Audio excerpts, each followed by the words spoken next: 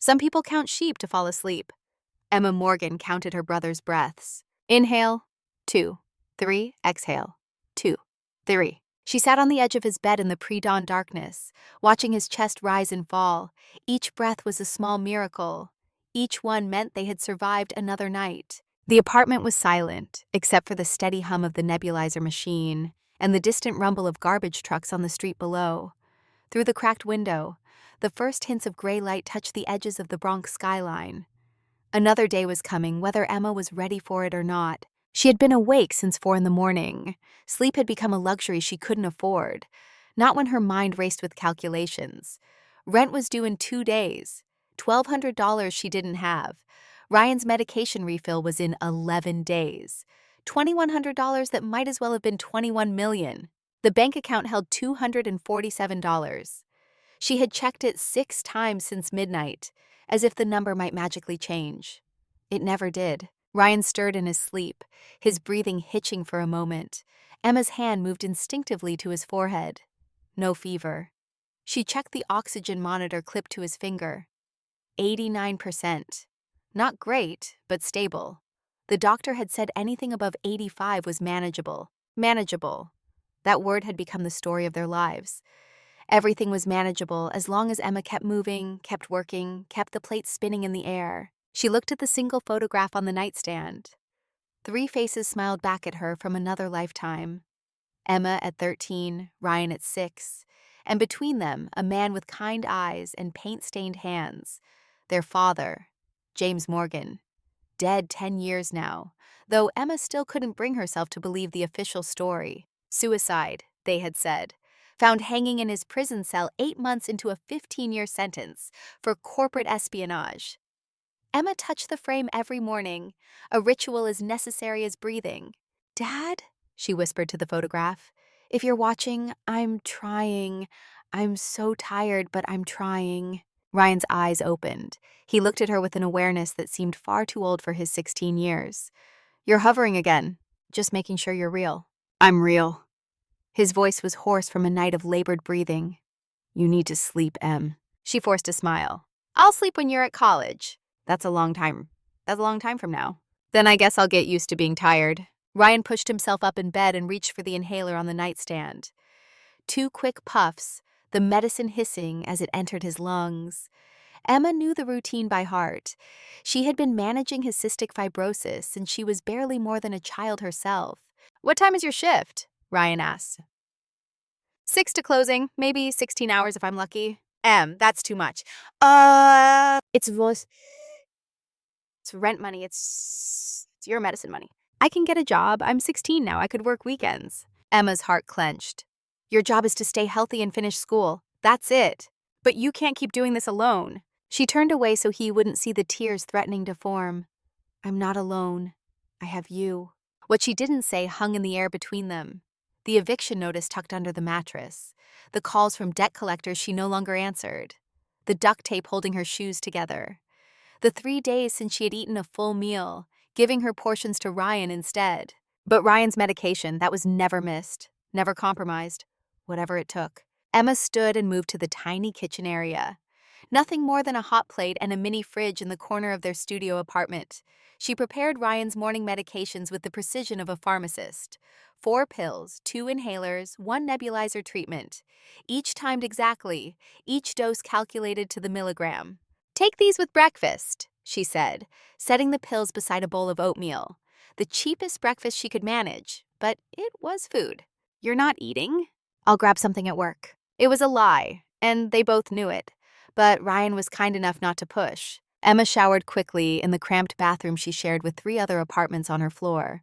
The water was lukewarm at best, the pressure weak, but it was enough. She caught her reflection in the cracked mirror and barely recognized herself. When had she gotten so thin? When had those dark circles appeared under her eyes? 23 years old, but her eyes held the exhaustion of someone who had lived 100 lifetimes. She dressed in her waitress uniform, the white shirt stained despite her best efforts, the black pants worn at the seams. She had bought the outfit from a thrift store for $12. It was the best she could afford. "Be careful today," Ryan said as she gathered her things. "Always am. And Em, thank you." She paused at the door. For what? For everything, for keeping us alive. Emma couldn't speak. She nodded once and left before the tears could fall. The subway ride to Manhattan took 45 minutes. Emma stood pressed between other early morning workers, all of them wearing the same expression of resigned exhaustion. The train swayed and screeched through the tunnels beneath the city, and Emma let her mind drift. She thought about code, beautiful, elegant code. It was the one escape she had, the one place where the world made sense. On the nights when Ryan slept soundly, Emma would boot up her cobbled-together laptop, stealing Wi-Fi from the coffee shop below, and lose herself in the logic of programming. She taught herself everything: online tutorials, pirated textbooks, forums where experienced coders answered questions from anonymous strangers. She had become good, better than good. On the dark web, under the username Cypher, she was known as someone who could solve problems others couldn't. But that world existed only in pixels and passwords. In the real world, she was just Emma Hayes, a waitress with a GED and a secret. Lumiere Restaurant occupied the ground floor of a gleaming tower in Midtown Manhattan, the kind of place where a single appetizer cost more than Emma made in a day. She entered through the service entrance, a stark concrete corridor that smelled of bleach and old grease. The other servers were already preparing for the evening shift. Emma tied her apron and checked her section. Table 4 through Table 8, the VIP section, reserved for the wealthiest clients. Maria Rodriguez, one of the few servers who had ever shown Emma kindness, appeared beside her. "Hey girl, you look dead on your feet." "I'm fine." "You're not fine. When's the last time you ate?" Emma couldn't remember. "I'll grab something after service." Maria pulled a protein bar from her apron and pressed it into Emma's hand. "Eat this. Now, I'm not asking." The simple kindness nearly broke Emma. "Thank you. We're all in this together, honey. Don't forget that." The floor manager, Patterson, swept through the kitchen with his usual scowl. He was a man who had spent too many years in service to the wealthy and had internalized their contempt for people like him, like Emma. "Hayes!" he barked. "Your apron is stained." Emma looked down, a faint mark near the hem, barely visible. "I'll change it." "That's a $15 docking, dress code violation." $15, 2 meals for Ryan, gone." "Yes, sir." Patterson's eyes lingered on her with something between disdain and satisfaction. Emma had learned not to fight back. Fighting back only made things worse. Invisibility was survival. The dinner service began at 6. Emma moved through her section with practiced efficiency, her mind cataloging orders without needing to write them down. She had a gift for patterns, for seeing systems and understanding how they worked. 47 orders held in memory, each one perfectly recalled. But she never spoke unless spoken to. She made herself small, a shadow moving between tables. The guests rarely looked at her. To them, she was furniture that brought food. At 8:30, 2 men sat down at table 4. Emma recognized them immediately. Their faces had been on the news that morning, on the television in the restaurant's break room. Daniel Cross and Victor Kane, billionaires, rivals, both titans of the technology sector. She approached the table with her eyes downcast, water pitcher in hand. Daniel Cross was younger than she expected, maybe 32, with dark circles under his eyes that matched her own. He wore an expensive tuxedo that looked rumpled, his tie loosened, his hair mussed. Papers were spread across the table in front of him, covered in dense text and numbers. Victor Kane sat across from him, older, polished, silver-haired. He cut into his steak with the precision of a surgeon, every movement controlled. When his eyes swept over Emma, she felt something cold crawl down her spine. This was a dangerous man. She knew it instinctively. Emma poured water with steady hands, trying to be invisible. But her eyes betrayed her. They drifted to the papers spread across the table. To anyone else, they would look like gibberish. Random letters and symbols, brackets and parentheses. But to Emma, it was music. Her father had taught her to see code as a symphony. Every function a melody, every variable a rhythm. And this code was beautiful, intricate, ambitious, elegant in its complexity. But there was a wrong note. Line 402. A variable defined as one type but called as another. The mathematical equivalent of a singer hitting a flat note in an otherwise perfect performance. Small enough that most people would never notice. Significant enough to shatter everything. Emma's breath caught in her throat. She knew this project. She had read about it in tech journals she found in library recycling bins. The Helix grid. a fusion energy project that could change the world. Clean, limitless power for millions of people. And it was failing because of a single error that she could fix in 45 seconds. Her hands trembled. The water pitcher felt suddenly too heavy. She knew the fix. 3 lines of code, maybe 4. Close the loop before the recursive call. Convert the variable type. Simple. Obvious. Obvious, at least to her.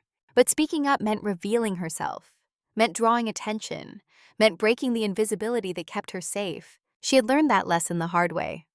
Smart girls from poor backgrounds were seen as threats, not assets. Intelligence was supposed to stay in its proper place, and Emma's place was serving food, not solving billionaire problems. Victor Kane's voice cut through her thoughts. Coffee, black, now. The command snapped Emma back to reality. She nodded, turned to leave, but her eyes drifted back to the code one more time. That wrong note was screaming at her. Her father's voice echoed in her memory. Emma, if you see something broken and you can fix it, you have an obligation. Not doing something when you can is still a choice.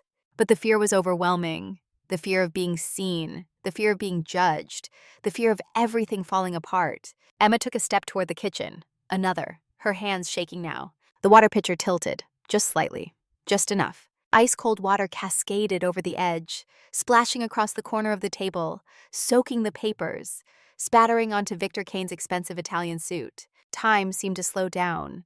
Emma watched the water spread across the table in horror, the papers darkening with moisture. Victor's face transforming from surprise to rage. You idiot! Victor's voice echoed through the restaurant. Other diners turned to stare. Do you know what this suit costs? More than you make in a year, you clumsy fool. Emma felt herself shrinking, folding inward.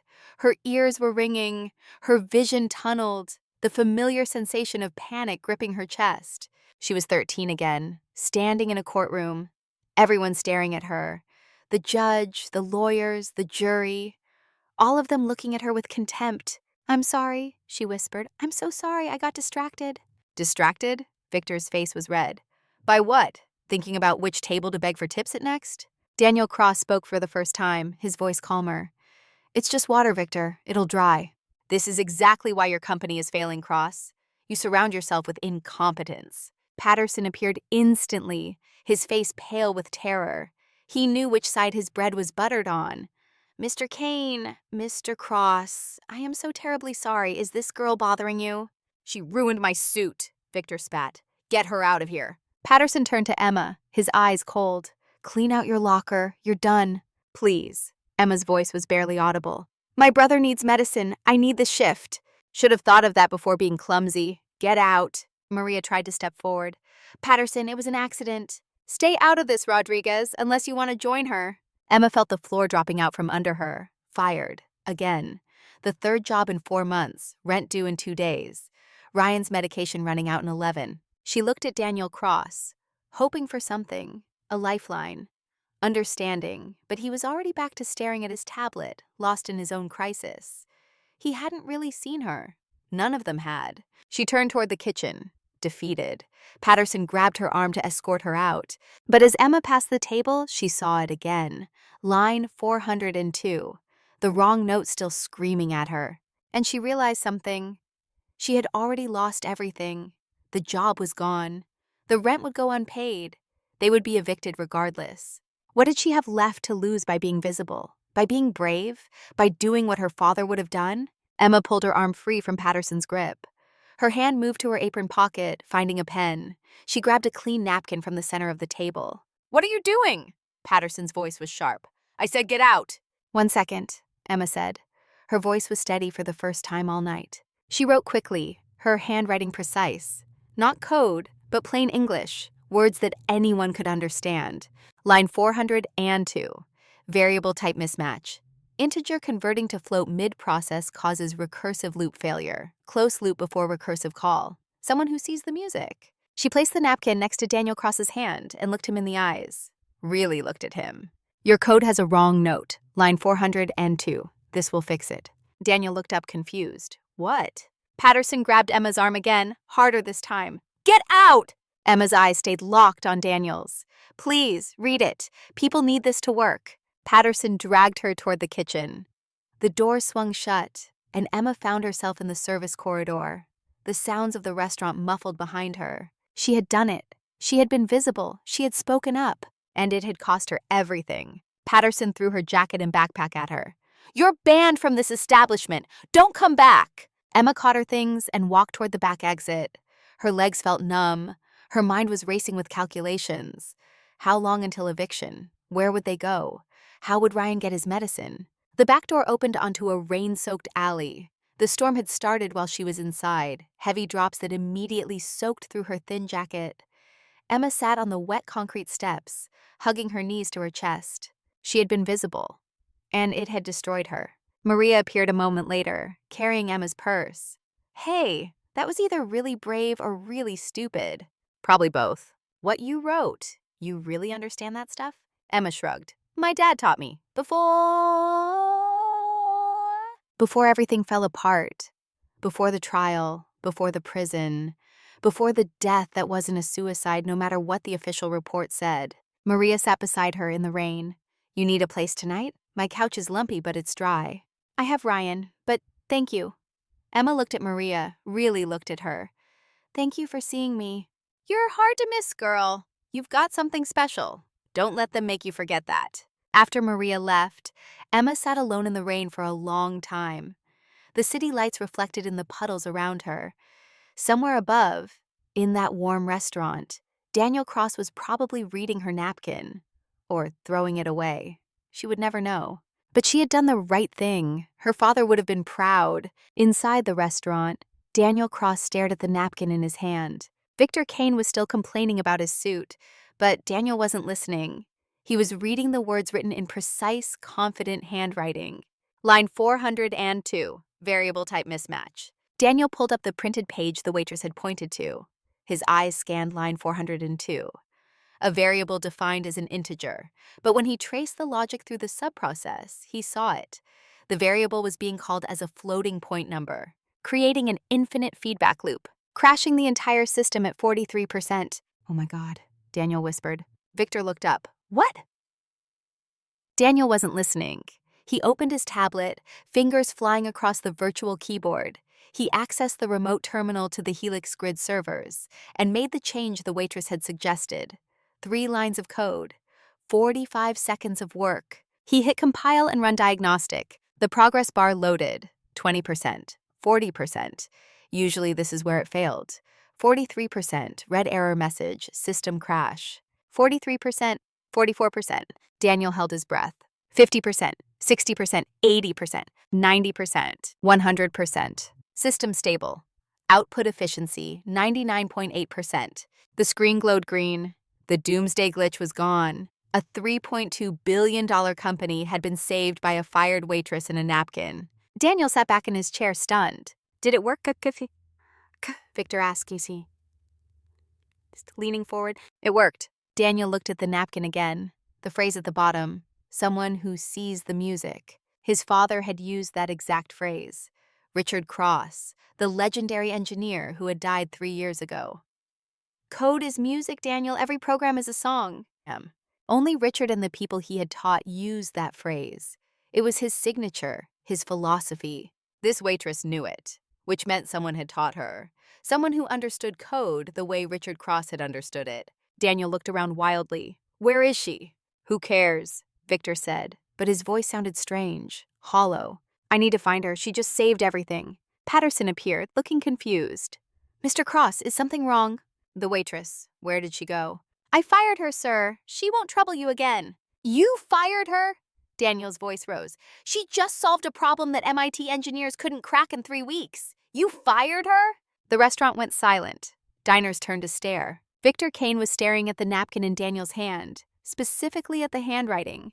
His face had gone pale. "Let me see that," Victor said. "Why?" "Just let me see it." Daniel handed over the napkin reluctantly. Victor studied it, his hands beginning to shake. He was focused on the handwriting, the specific way the letter F was written in the word float, a small flourish at the end. Victor's face drained of color entirely. He looked like he had seen a ghost. "It's impossible," he whispered. "What's impossible?" "Nothing, ancient history." But Victor was lying. Daniel could see it in his eyes. Daniel stood abruptly. "I need to find her, now." He ran toward the kitchen. Chefs stopped mid-chop. Dishwashers froze. The waitress who was just fired. Where did she go? A young busboy pointed toward the back exit. She left maybe 5 minutes ago. She was crying. Daniel burst through the back door into the rain. The alley was empty except for puddles and trash bins. The girl was gone, vanished into the 8 million people of New York City. He stood in the rain, still clutching the napkin, the most valuable piece of paper in the world. He didn't know her last name. He didn't know where she lived. He only knew her first name and that she was a genius. Daniel pulled out his phone and called Marcus Stone, his head of security. Former Secret Service, fiercely loyal, capable of finding anyone. Stone, I need you to find someone. A waitress from Lumiere. First name Sarah, I don't have a last name. What did she do? She saved my company. Find her tonight, I don't care what it costs. Understood. Daniel ended the call and stood in the rain a moment longer. Something about this felt bigger than just a coding error. The way Victor had reacted to the handwriting. The phrase, someone who sees the music. There was a story here. A mystery. And Daniel intended to solve it. Inside the restaurant, Victor Kane sat alone at the table. The other diners had returned to their meals. The staff had cleaned up the water. But Victor couldn't move. He stared at the photograph he had pulled from his wallet. A picture taken 20 years ago. 2 young men, fresh out of MIT, arms around each other's shoulders. Best friends, brothers in all but blood. Victor Kane and James Morgan. James, who wrote code like poetry, who saw algorithms as music, who had a specific way of writing the letter F with a small flourish at the end. James, who had been convicted of corporate espionage 15 years ago. James, who had died in prison 10 years ago. James, who had a daughter, Emma Morgan, 13 years old at the time of the trial, 23 now, the same age as that waitress. Victor's hand shook as he pulled out his phone. He dialed a number he had hoped never to use again. There's a problem, he said when the line connected.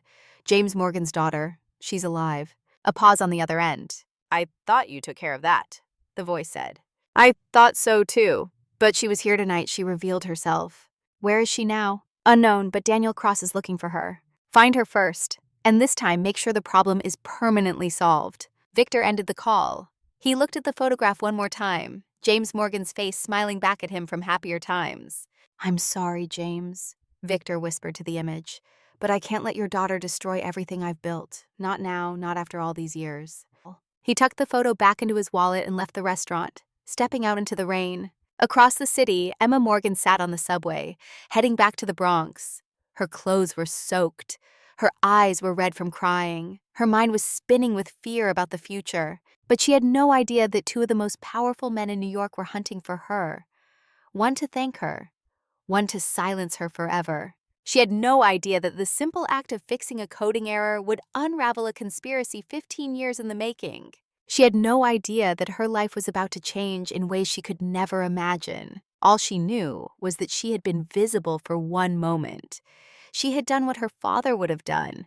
She had fixed the music. And maybe, just maybe, that would be enough. The subway rattled through the tunnels. Emma closed her eyes and leaned her head against the cold window.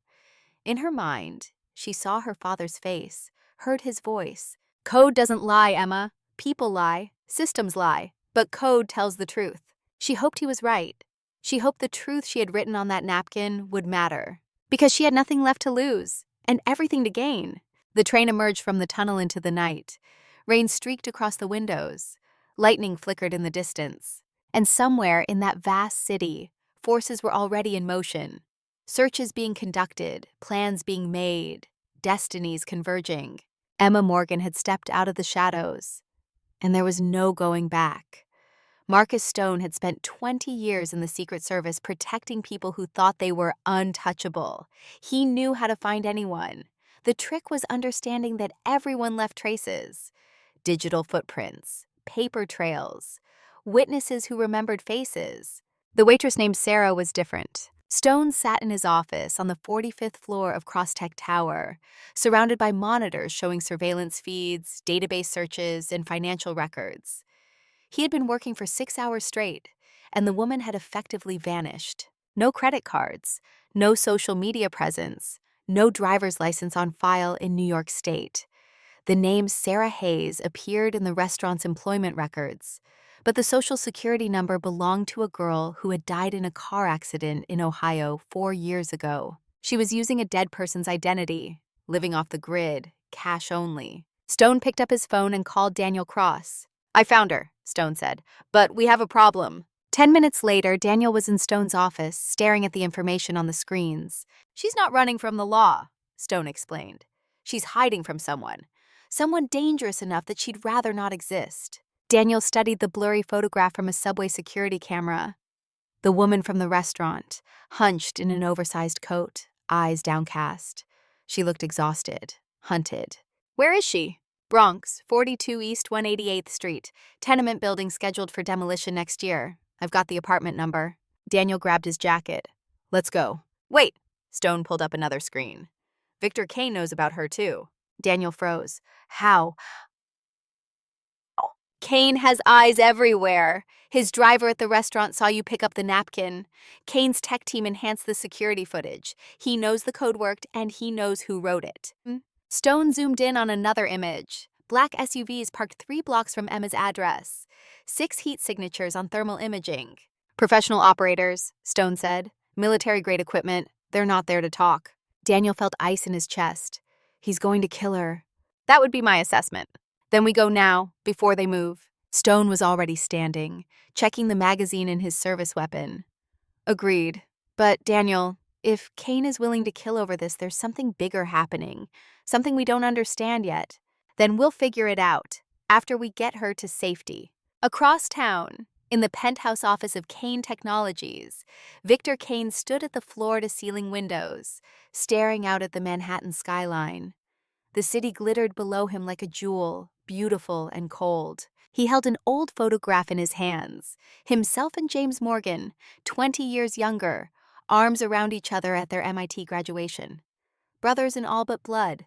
Victor had loved James Morgan. That was the truth that haunted him, loved him like family, and he had destroyed him anyway. The photograph blurred as Victor's eyes filled with tears. He wiped them away angrily. Sentiment was weakness. He had learned that lesson the hard way. His phone buzzed, a text from his security team. "Target acquired, awaiting orders." Victor's thumb hovered over the reply button. 3 letters. Yes, that's all it would take. 1 word, and James Morgan's daughter would cease to be a problem, just like her father. But Victor couldn't type the word. His hand was shaking too badly. He remembered the last time he had seen James. Through bulletproof glass in a federal prison, a phone pressed to his ear. James had looked smaller somehow. Prison had diminished him. "I forgive you, Victor," James had said through the phone. "But you have to stop now. Let the truth out before this destroys you." Victor had hung up without responding. 2 months later, James was dead. The official ruling was suicide, but Victor knew better. The FBI agent he had bribed to plant evidence had connections inside the prison. There had been a fight in James's cell that night, bruises on the body inconsistent with hanging. Victor had never asked for details, plausible deniability, but he knew. Deep down, he knew. And now James's daughter had appeared, brilliant and brave, fixing code her father had written 15 years ago, using his exact phrases, seeing the music. Victor typed a different message. "Bring her to me, unharmed, we need to talk." He sent it before he could change his mind. Then he poured himself 3 fingers of whiskey and drank it standing at the window, watching the city lights blur through his tears. Emma sat at her cobbled-together computer, the glow of the monitors the only light in the dark apartment. Ryan was asleep, his breathing steady thanks to the evening medication. The apartment was quiet, except for the hum of the ancient hard drive and the drip of water from the leaky ceiling into the bucket by the bathroom. She had been researching for 2 hours. The name Victor Kane had triggered something in her memory, a fragment from a lifetime ago. Now she understood why. Her screen showed newspaper articles from 15 years ago. Headlines that made her hands shake. James Morgan convicted of corporate espionage. Tech genius falls from grace. Morgan found dead in prison cell. But it was the earlier articles that made her blood run cold. Photos of her father with his business partner, both of them smiling, holding champagne glasses at a company celebration. James Morgan and Victor Kane, co-founders of Kane Technologies. Emma's vision swam. The man whose suit she had spilled water on, the man who had looked at her with such cold assessment. That was Victor Kane, her father's partner, her father's betrayer, the man who had destroyed everything. She clicked through more articles. The trial transcripts were public record. She read Victor's testimony, each word a knife in her chest. James Morgan was unstable, paranoid. He spoke of conspiracies, of people trying to steal his work. I tried to get him help, but he refused. Lies, every word. Emma remembered her father clearly. He hadn't been unstable. He had been afraid. In those last weeks before his arrest, he had been looking over his shoulder, making phone calls late at night, encrypting his files. Emma, he had told her, if anything happens to me, you need to know the truth. The algorithm, the fusion energy project, that's all real. But Victor wants to weaponize it. I told him no, and now he's threatening me. Emma had been 13. She hadn't fully understood, but she had believed him. She had always believed him. And tonight, she had spilled water on the man who killed her father. The realization made her want to vomit. She clicked on another link, a dark web forum she frequented under her alias Cypher. Someone had posted about Kane Technologies within the last hour. $5,000 for anyone who can crack Kane Tech's server encryption. Urgent, time sensitive. The poster's username was unfamiliar, but the urgency was clear. Emma's instincts screamed warning. This wasn't a normal job posting. This was bait. She was about to close the browser when she saw it. A job posting she had seen earlier that week, before the restaurant incident, before everything changed. Need algorithm expert, $5,000, urgent. Client name V. Kane. Victor Kane had been trying to hire her, to hire Cypher. He had been looking for someone with her exact skill set, and she had been foolish enough to consider the job. Now she understood. He hadn't been hiring, he had been hunting. Emma's hands moved across the keyboard with desperate speed.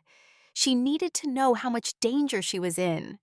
She pulled up the dark web tools she used for freelance work and carefully, illegally pinged Kane Technologies' network. The firewall was sophisticated, but not impenetrable. Emma had learned from the best. Her father had taught her not just to write code, but to understand systems, to see their vulnerabilities. She didn't try to break in. She just watched the traffic. And what she saw made her blood freeze. Active surveillance on her apartment building, camera feeds, thermal imaging, 6 encrypted communication channels indicating a tactical team. They were coming. Emma's training kicked in. She had practiced this scenario 100 times. The go bag was under the bed, cash taped behind the radiator, fake IDs in a hollowed-out book on the shelf. She moved to Ryan's bed and shook him gently. "Rye, wake up!" His eyes opened, instantly alert. He had learned this drill too. They found us? They're coming! Ryan was out of bed immediately, pulling on shoes, grabbing his medication bag. No questions, no hesitation. They had been preparing for this moment for 10 years. Emma shoved her laptop into a backpack, along with the external hard drives that held her father's encrypted files. Files she had been trying to crack for a decade. 3 sharp knocks on the door made them both freeze. The knock pattern was wrong. Not the police, not the landlord.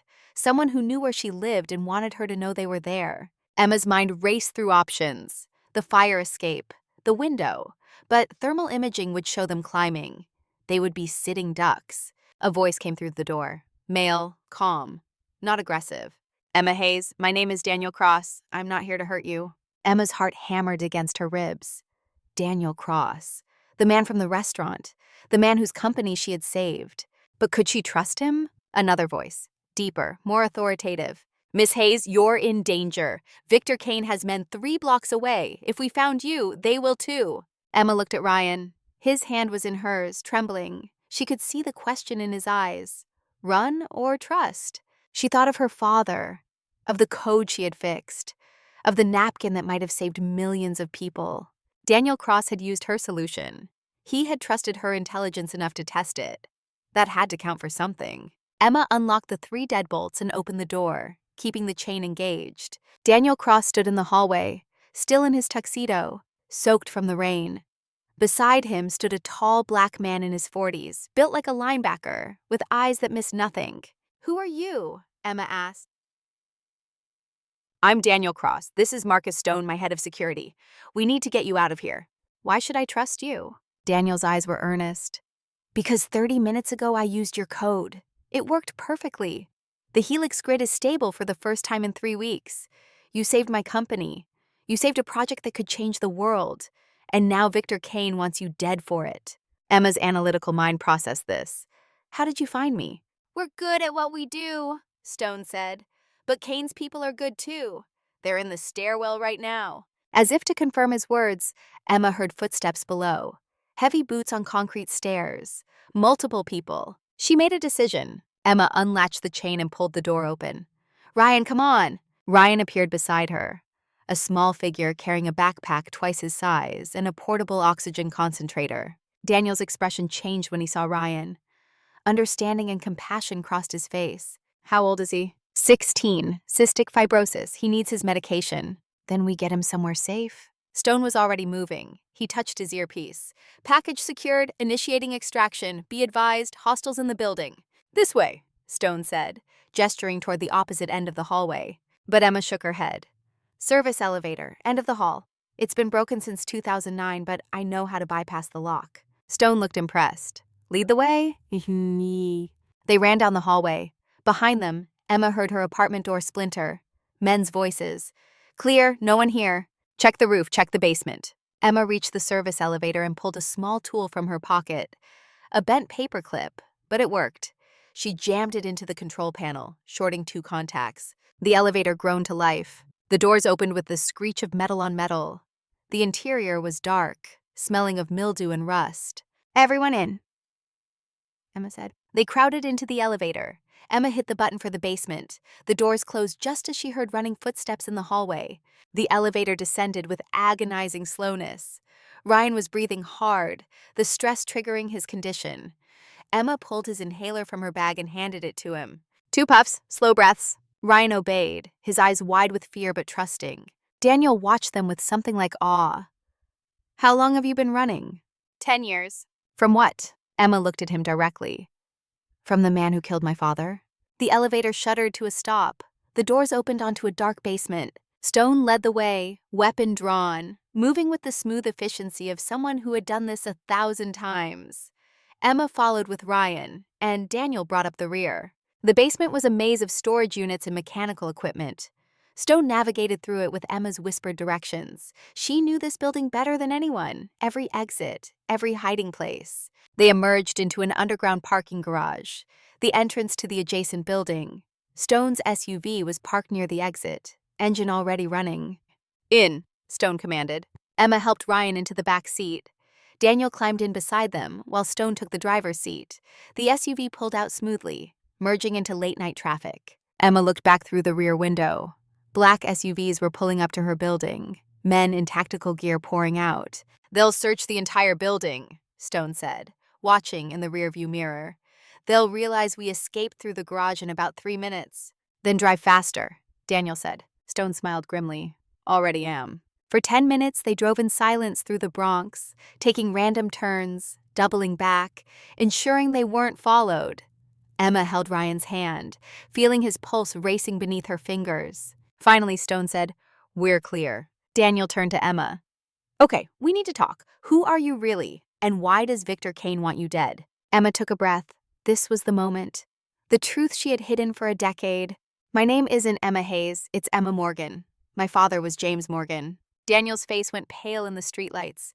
"James Morgan, the James Morgan." "Yes, he died 10 years ago. He was murdered 10 years ago by Victor Kane." The SUV swerved slightly as Stone reacted to this information. Daniel looked like he had been struck. "James Morgan was convicted of corporate espionage," Daniel said carefully. The evidence was overwhelming. The evidence was fabricated.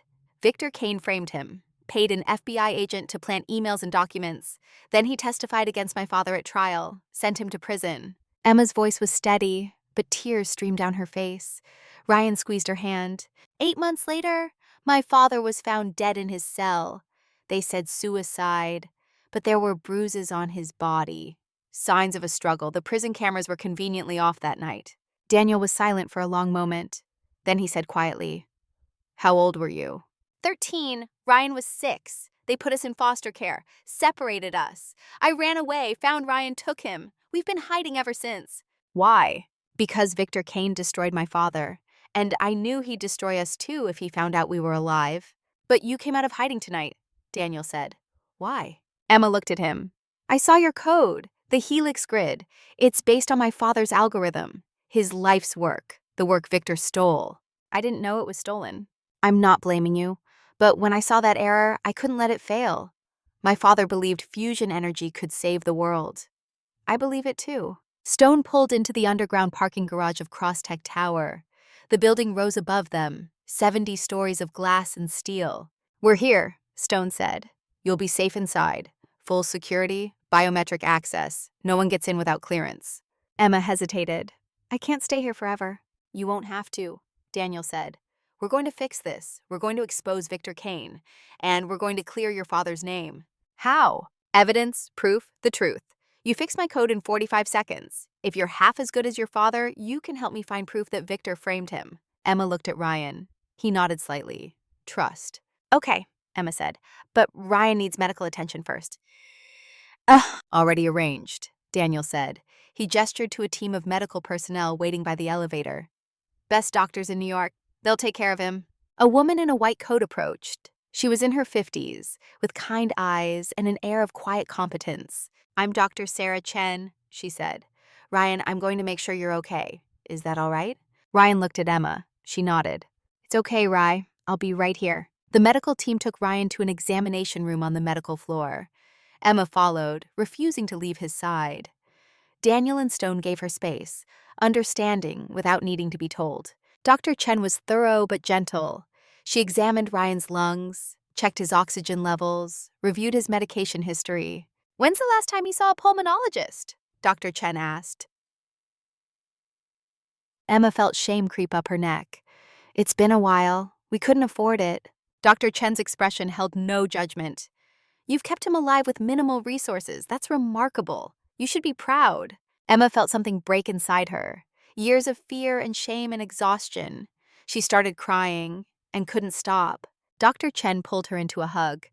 You've been carrying this alone for too long. Let us help now. While Ryan underwent tests and x-rays, Emma sat in a private waiting room. Daniel brought her coffee and a sandwich. She couldn't remember the last time someone had brought her food. Eat, Daniel said gently. You look like you haven't eaten in days.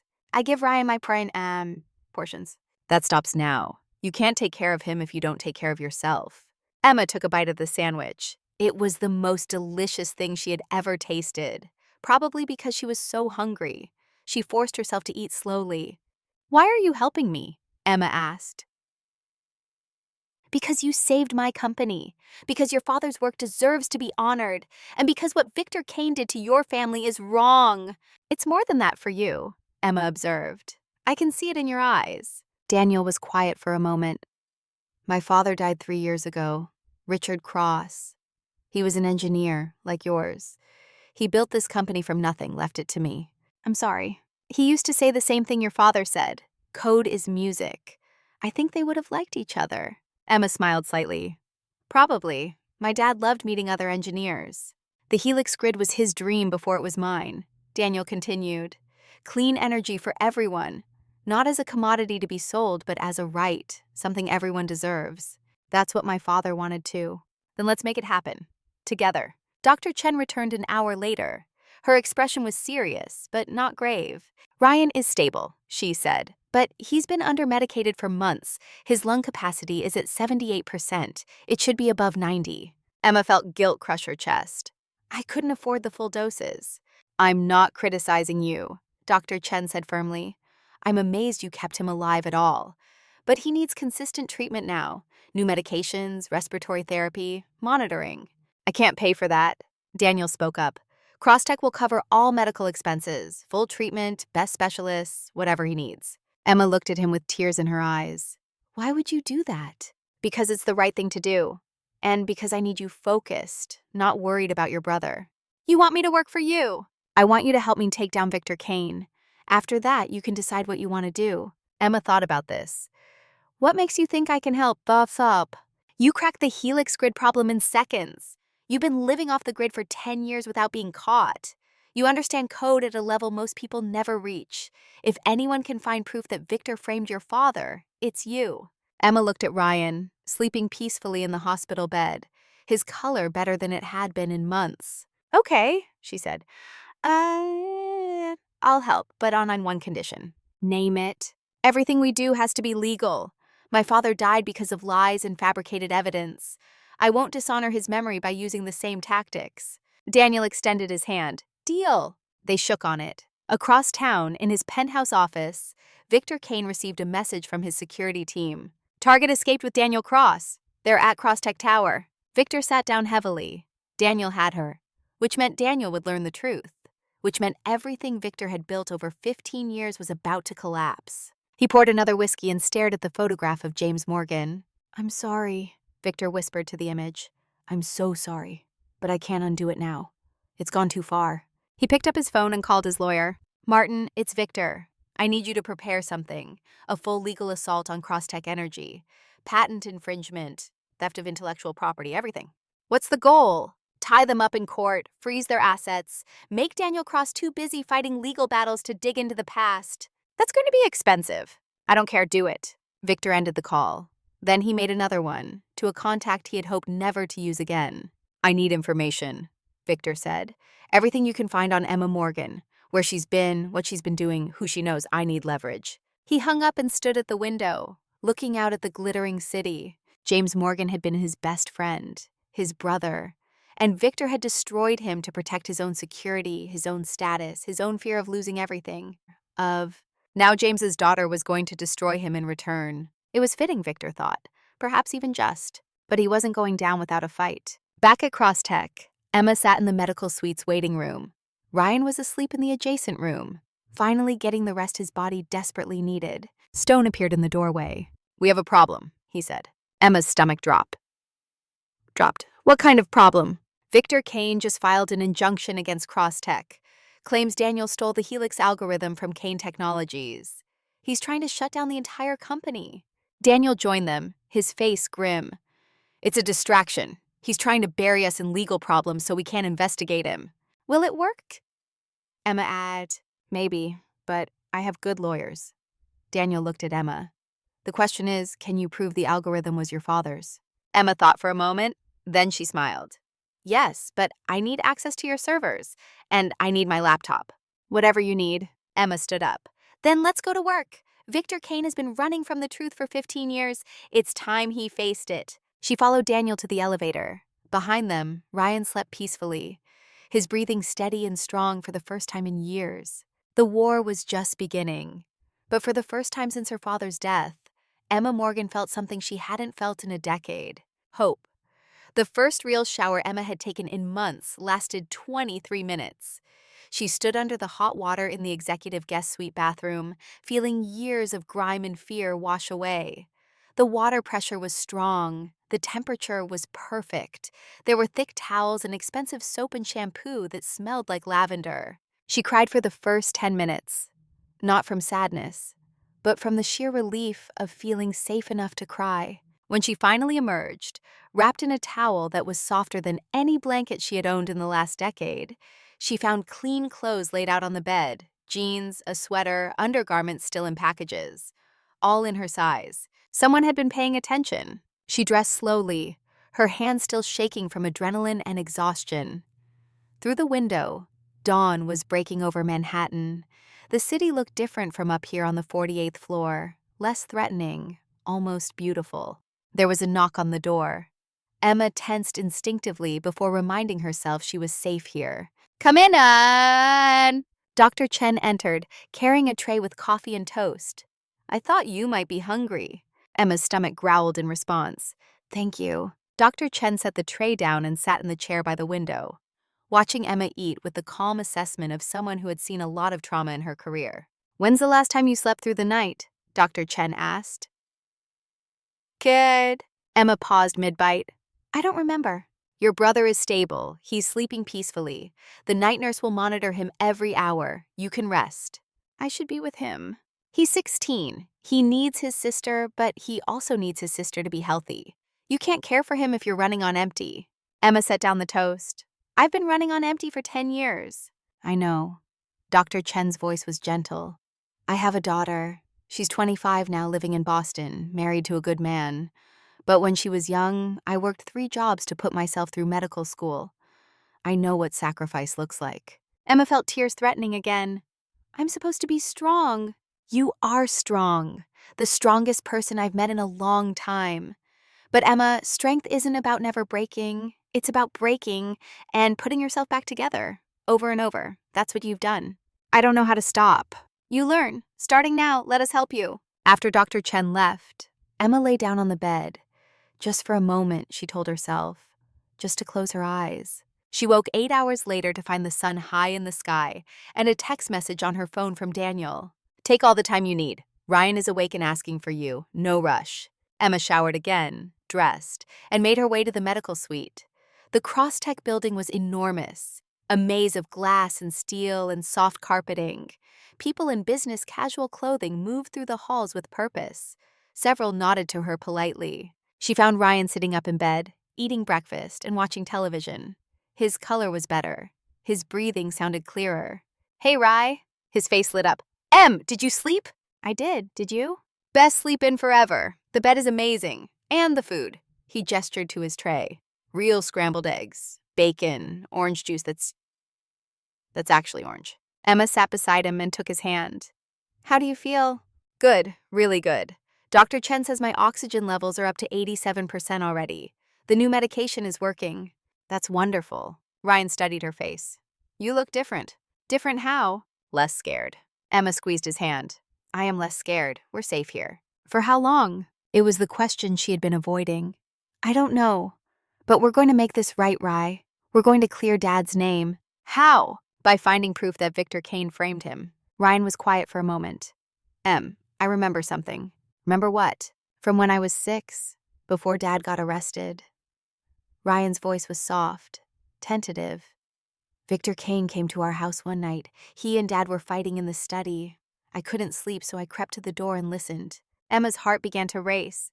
What did they say? Victor was yelling. He said Dad was going to ruin everything, that he was being selfish and stupid. Dad said he wouldn't let Victor turn their work into weapons, that it was meant to help people, not kill them. What else? Victor said something like, "You'll regret this, James. I promise you'll regret this." And Dad said, "Are you threatening me?" And Victor said, "I'm warning you. Don't make me do something we'll both regret." Emma felt cold despite the warm room. Why didn't you tell me this before? I didn't remember until last night. When Dr. Chen asked about my childhood, it came back, like it had been locked away. This is important, Rye. This could be evidence. But I was 6. Will anyone believe me? Emma thought about this. A child's memory from 10 years ago. Uncorroborated. Easy for Victor's lawyers to dismiss. But it was something, a thread to pull. There was a knock on the door. Marcus Stone entered, his expression serious. Emma, Daniel needs to see you. We have a situation. Emma followed Stone to a conference room on the 60th floor. Through the floor-to-ceiling windows, she could see the entire city spread out below. It was dizzying and beautiful. Daniel was pacing, his phone pressed to his ear. When he saw Emma, he ended the call. Victor filed an injunction last night, Daniel said without preamble. He's claiming the Helix algorithm was stolen from Kane Technologies. Says I hacked his servers and took proprietary code. That's a lie. I know it's a lie. You know it's a lie. But he has lawyers and money and a 15-year head start on building his narrative. Daniel ran his hand through his hair. He's trying to shut us down, freeze our assets, make it impossible to operate while we fight this in court. Emma felt anger rising in her chest. He can't get away with this. He already has for 15 years. Stone spoke up. We need to build a counter case. Prove the algorithm was James Morgan's work, not Victor's. How do we do that? Emma asked. Daniel looked at her. That's where you come in. Can you prove it? Emma thought for a moment. Yes, but I need access to the Helix source code, and I need my laptop. You have both. Anything else? Time and patience. This won't be quick. Daniel smiled slightly. We have time. Victor's injunction will take weeks to process. His lawyers are good, but so are mine. Emma was led to a private office on the technical floor. It was small, but well-equipped. 3 monitors, a powerful workstation, comfortable chair. Her laptop from the apartment was sitting on the desk, along with her external hard drives. She sat down and cracked her knuckles. This was her domain, her language. Here, she was in control. Emma opened the Helix source code and began to read. Not just the surface-level functions, but the deep architecture, the way the algorithms were structured, the naming conventions, the comments left by the original programmer. Within an hour, she found what she was looking for. Hidden in the code were signatures, digital watermarks that most people would never notice, small quirks of style that were as unique as a fingerprint. Her father had taught her to sign her work. Not obviously, but subtly.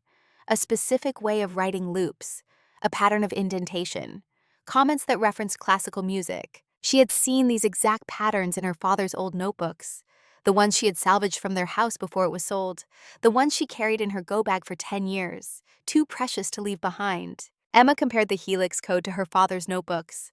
Line by line, function by function. They matched, perfectly. The Helix algorithm bore James Morgan's signature on every page, but proving it would require more than just her word. She needed outside verification. She needed experts who could testify in court. Emma spent the next 3 days immersed in code. She ate meals at her desk, slept on the couch in her office when exhaustion overtook her. Dr. Chen checked on her regularly, making sure she was taking care of herself. Ryan visited every day, his health improving rapidly with proper treatment. He would sit in her office doing homework while Emma worked, content just to be near her. On the 4th day, Daniel knocked on her office door. "I have someone who wants to meet you." Emma looked up from her screens, her eyes tired. "Who?" "FBI Special Agent Rebecca Torres. She handles corporate crime investigations." Emma's blood ran cold. "FBI?" "Don't worry, she's on our side. I told her about your father's case. She wants to hear your story." Agent Torres was a woman in her early 40s, with sharp eyes and a no-nonsense demeanor. She sat across from Emma in the conference room and listened without interrupting as Emma told her everything. The frame-up, the false evidence, the trial, her father's death, 10 years of hiding. When Emma finished, Torres was quiet for a long moment. "This is a serious accusation," Torres finally said. "Conspiracy, murder, corruption of federal agents. If it's true, it's one of the biggest cases I've ever seen." "It is true. I believe you. But belief isn't evidence. I need proof. Hard proof. Documents, recordings, witnesses. I have the code. I can prove my father wrote the Helix algorithm. That's a start, but it doesn't prove Victor Kane framed him. We need more." Emma thought of Ryan's memory, the overheard argument. But Torres was right. A 6-year-old's decade-old memory wouldn't be enough. "What if I could get Victor to confess?" Torres raised an eyebrow. "How would you do that?" "I meet with him. Wear a wire. Get him talking about what he did." "That's incredibly dangerous." "He wants to talk to me. He's been looking for me. If I offer to meet, he'll come." Daniel shook his head. "Absolutely not. It's too risky." "It's the only way," Emma said. "Victor thinks I'm a threat. But I'm also James Morgan's daughter. Part of him wants to explain himself, wants me to understand why he did it. Killers always want to be understood." Torres considered this. "If we do this, you'll be wired. We'll have a team nearby. You say one word, one signal, and we extract you immediately." "What's the signal?" "Pick a word. Something you wouldn't normally say in conversation." Emma thought for a moment. "Mercy." "Mercy it is. You say that word, we come in." Daniel still looked unhappy. "Emma, you don't have to do this." "Yes, I do. For my father, for Ryan, for everyone Victor has hurt." She met his eyes. "And because it's right." The meeting was set for 3 days later. A neutral location. A coffee shop in Midtown, public enough to be safe, private enough to talk. In those 3 days, Emma prepared. Torres coached her on what to say, how to guide the conversation without seeming like she was interrogating him. Stone taught her how to recognize threats, how to position herself near exits. But mostly, Emma thought about her father, about what she would say to the man who had killed him. The night before the meeting, Emma couldn't sleep. She stood at the window of her guest suite, looking out at the city lights. There was a soft knock. Daniel stood in the doorway, holding 2 mugs. "Hot chocolate," he said. "Thought you might need it." Emma took the mug gratefully. They stood together at the window in comfortable silence. "You don't have to do this," Daniel said again. "I know. Victor could be dangerous. Desperate men do unpredictable things. I've been afraid for 10 years. I'm tired of being afraid." Daniel was quiet for a moment. "Your father would be proud of you." "How do you know?"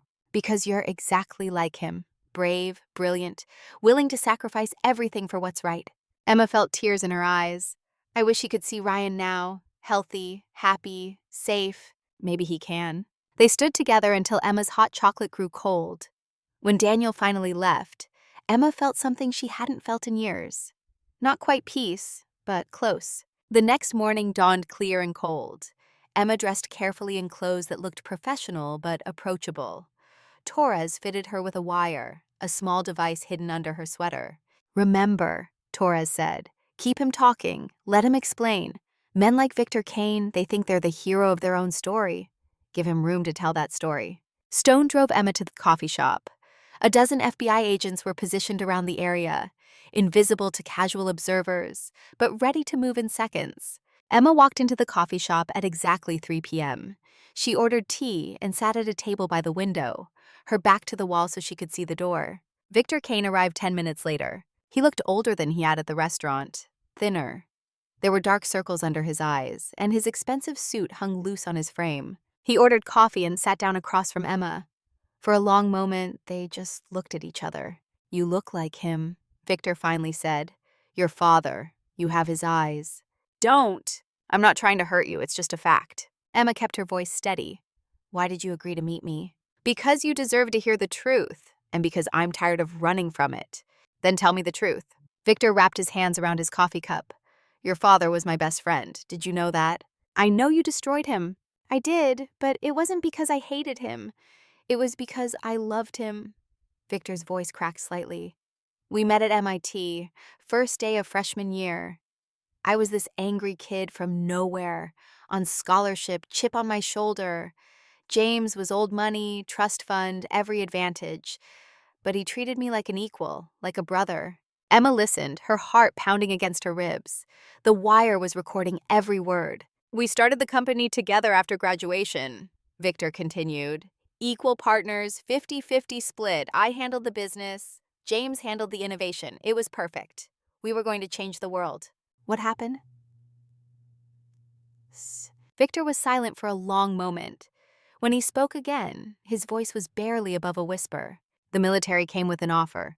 $2 billion for the fusion energy algorithm. Exclusive rights. James said no. Wanted to give it away. Open source, free for everyone." "That was the right thing to do." "Maybe, but for me, it was terrifying.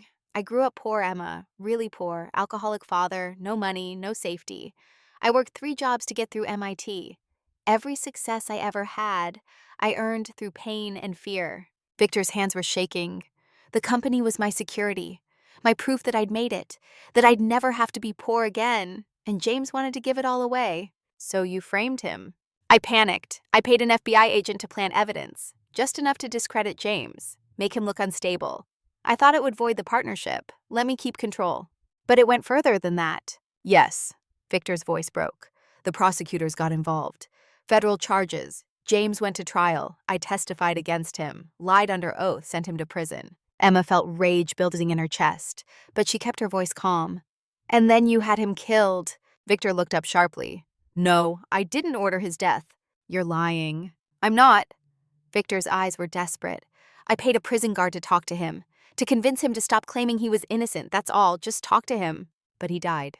The guard must have taken it further, hired someone. It escalated into a fight.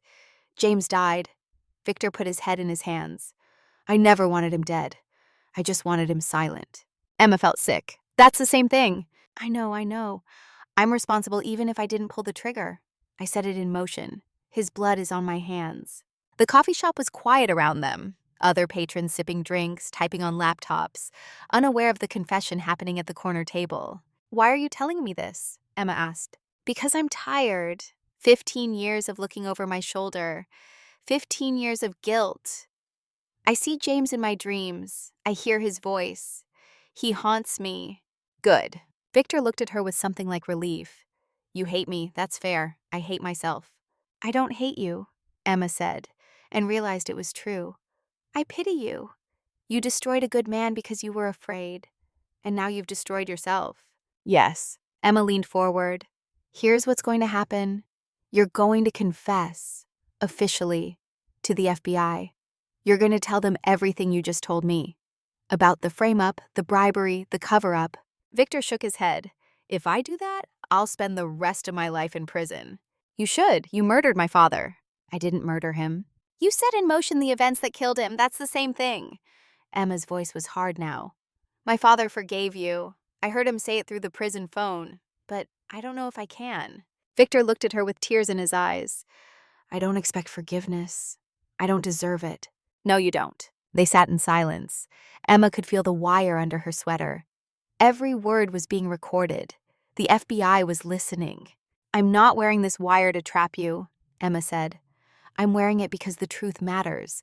My father believed in truth, in justice, in doing things the right way. Victor went pale. You're recording this? Every word. Then you have what you need. I confessed. It's over. It's not over until you face the consequences. Emma stood up. You have a choice, Victor. Turn yourself in or run and spend the rest of your life looking over your shoulder like you made me do. She walked out of the coffee shop without looking back. Outside, Torres was waiting with Stone. We got everything, Torres said. Clear confession. Enough to move forward with charges. Emma nodded, feeling numb. What happens now? Now we build the case. We verify everything he said. We bring in other witnesses, and we prepare for trial. How long will that take? Months, maybe longer. But Emma, we're going to do this right. Legal, by the book, just like you wanted. Stone drove Emma back to Crosstech Tower. She was silent during the ride, processing everything that had happened. When they arrived, Ryan was waiting in her office. He took one look at her face and pulled her into a hug. Did you get what you needed? Yes. Is it over? Not yet, but soon. That night, Emma sat in her office and wrote, not code, but words, a letter to her father. Dear Dad, today, I confronted the man who killed you. I listened to him explain why he did it. Fear, greed, weakness. I wanted to hate him, but mostly I just felt sad. Sad that he couldn't see what you saw. That there's more to life than money and security. That doing the right thing matters more than being safe. You taught me that. You showed me through your actions, through your life, through your death. I'm going to clear your name, Dad. I'm going to make sure the world knows you were innocent. That you were a hero, not a criminal. Ryan is safe. He's healthy. The treatment is working. You'd be so proud of him. He's brave and kind and smart, just like you. I hope wherever you are, you can see us. I hope you know we never stop believing in you. I love you. I miss you. And I'm going to make this right. Your daughter, Emma. She folded the letter and put it in her desk drawer. Then she turned to her computer and got back to work. The next 3 months were a blur of activity. The FBI investigation expanded. They found the agent Victor had bribed, offered him immunity in exchange for testimony. They tracked down the prison guard, who confessed to arranging James's death on Victor's orders. Emma worked with forensic analysts to prove the Helix algorithm was her father's work. She testified before a grand jury. She gave depositions to lawyers. And slowly, piece by piece, the case against Victor Kane was built. But Victor fought back. His lawyers filed motions, requested delays, challenged every piece of evidence. They painted Emma as unstable, vengeful, a hacker with a grudge. They leaked stories to the press about her fake identities, her years of illegal computer access. The media circus was overwhelming. Reporters camped outside Crosstech Tower. Emma's photo was on every news site. Comment sections filled with people debating whether she was a hero or a fraud. Tech heiress or con artists? James Morgan's daughter, victim or villain? Is Emma Morgan mentally stable? Emma made the mistake of reading the comments one night. The cruelty took her breath away. She's just trying to get money from Kane. Another false accusation from a bitter woman. She's obviously mentally ill like her father. Dr. Chen found her crying in her office at 2 a.m. You looked at the comments, Dr. Chen said. It wasn't a question. Emma nodded, unable to speak. Dr. Chen sat beside her. Do you know what I learned in medical school? What? The truth doesn't need belief to be true. Cells divide whether we believe in mitosis or not. Bones heal whether we understand the process or not. Truth exists independent of opinion. But what if no one believes me? Some people will, some won't. That's not your responsibility. Your responsibility is to stand in your truth, to tell your story. The rest is noise. Emma wiped her eyes. It's hard. Of course it's hard. Telling the truth is always hard. That's why so few people do it. As the weeks passed, something unexpected happened. Other people started coming forward. Engineers who had worked with James Morgan, who remembered his brilliance and integrity.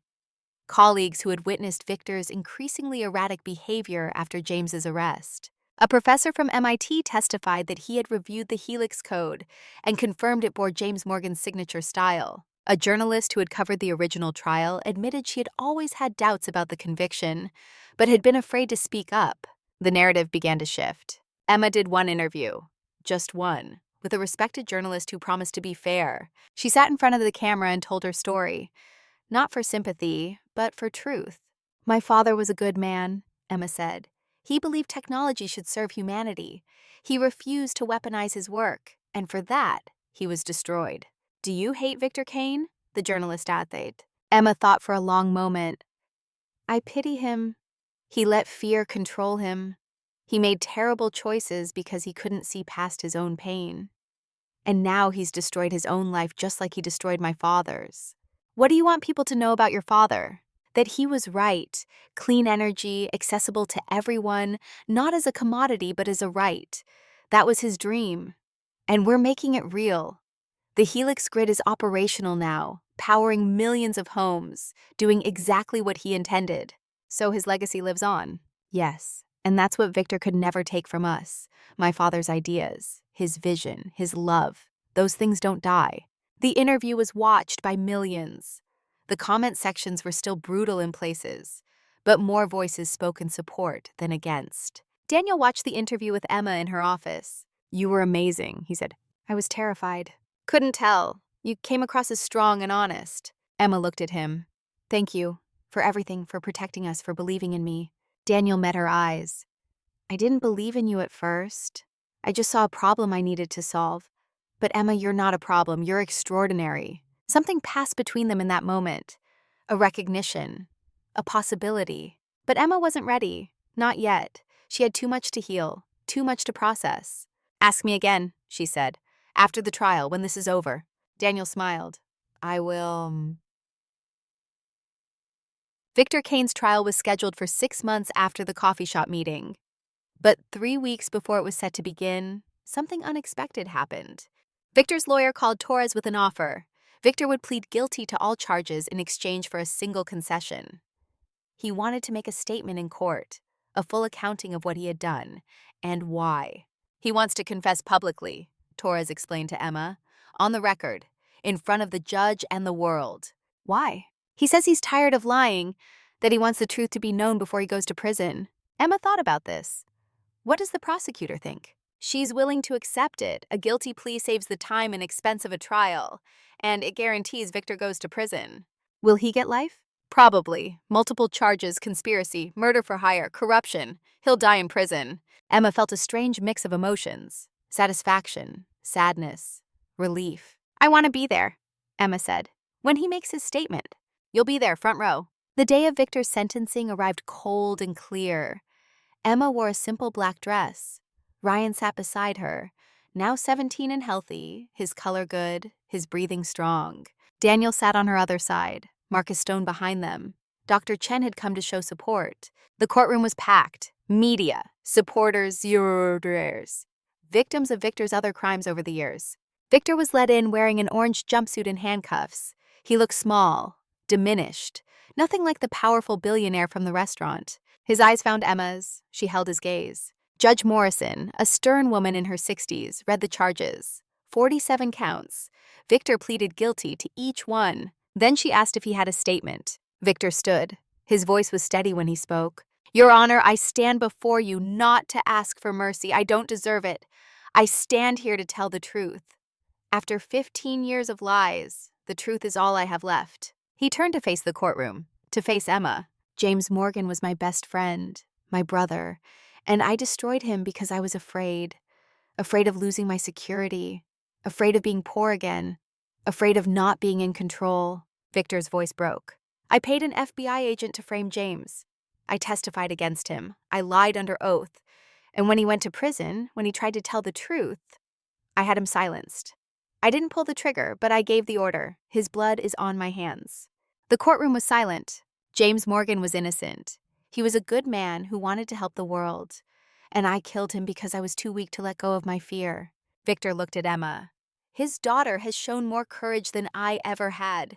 She's fought to clear his name, to honor his legacy. And she succeeded. The Helix grid works. It's changing the world, just like James wanted. Emma Morgan, Ryan Morgan, I know you'll never forgive me. I don't ask you to. But I want you to know that your father was the better man. He always was. And I'm sorry. I'm so sorry. Victor sat down. He was crying openly now. Judge Morrison was silent for a long moment. Then she spoke. Mr. Kane, I've been on the bench for 30 years. I've heard many confessions. Most are self-serving, attempts to minimize guilt. Yours is not. You have taken full responsibility for your actions. That doesn't excuse them.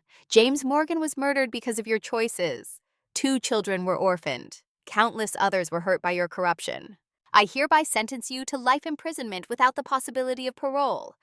You will serve consecutive sentences on all 47 counts. You will die in prison. The gavel fell. Victor was led away. He looked back once at Emma. She didn't look away. Outside the courthouse, reporters swarmed. Emma made a brief statement. Justice has been served today. My father's name has been cleared. Victor Kane will spend the rest of his life paying for his crimes. That's as it should be. What will you do now? A reporter asked. Emma looked at Ryan, then at Daniel. We're going to live, really live. For the first time in 10 years, we're free. That night, there was a small celebration at Crosstech Tower. Nothing elaborate, just the people who had helped Emma through the ordeal. Torres, Stone, Dr. Chen, Daniel, Ryan. Emma stood at the window looking out at the city. Daniel joined her. How do you feel? He asked. I don't know, it's over, but it doesn't feel over. It will take time. Healing always does. Emma turned to look at him. You asked me to ask you again after the trial. I remember. I'm not ready yet, but I think I will be, soon. Daniel smiled. I'll wait. Ryan appeared beside them. Come on. Dr. Chen wants to make a toast. They joined the group. Dr. Chen raised her glass. To James Morgan, a man of integrity and vision. May his legacy live on through the people he loved and the work he created. To James Morgan, everyone echoed. Emma felt tears on her cheeks. But they were good tears, healing tears. Later, alone in her office, Emma opened her desk drawer and pulled out the letter she had written to her father months ago. She read it again, then took out a pen and added a postscript. Dad, it's done. Victor confessed. He's in prison. Your name is cleared. The Helix grid is working, powering millions of homes with clean energy. Just like you dreamed. Ryan is thriving. He's healthy and happy and talking about college, maybe MIT. Wouldn't that be something? I'm healing too, slowly, learning to trust, learning to hope. You were right about everything, Dad. The truth matters. Doing the right thing matters. Love matters. Thank you for teaching me that. Thank you for being the man you were. I miss you every day. But I'm not sad anymore. I'm grateful. Grateful for the time we had. Grateful for the lessons you taught me. Grateful for the legacy you left. We're okay, Dad. We're going to be okay. Watch over us. All my love, Emma. She folded the letter and put it back in the drawer. Then she opened her laptop and started coding. Not for a job, not out of desperation, but for the pure joy of it. Code was music, and Emma was finally free to sing. 3 months after Victor's sentencing, Emma sat in a different kind of courtroom. This one was smaller, more intimate, a family court. Judge Martinez smiled kindly at Ryan. Ryan Morgan, I'm told you have a request for this court. Ryan stood, his voice clear and strong. Yes, Your Honor. I'd like my sister Emma to be my legal guardian, not foster parent. Guardian. Can you tell me why? Because she's been taking care of me since I was 6 years old. She gave up everything for me. Her childhood, her education, her safety. She kept me alive when the system failed us. Ryan's voice was steady. She's not just my sister. She's my mother, my father, my hero, and I want that to be official. Judge Martinez looked at Emma. Miss Morgan, do you accept this responsibility? Emma stood, tears streaming down her face. I do. I always have. Then it's my honor to grant this petition. Emma Morgan, you are hereby recognized as Ryan Morgan's legal guardian. Congratulations to you both. Ryan hugged Emma fiercely. We're official now, Em. We always were. That evening, they had dinner at a real restaurant. Not fancy, just a neighborhood Italian place with red checkered tablecloths and good pasta. Ryan was animated, talking about his college applications, his dreams of studying biomedical engineering, his hope to cure cystic fibrosis someday. Emma listened and smiled, and felt something she hadn't felt in years: peace. Daniel joined them for dessert.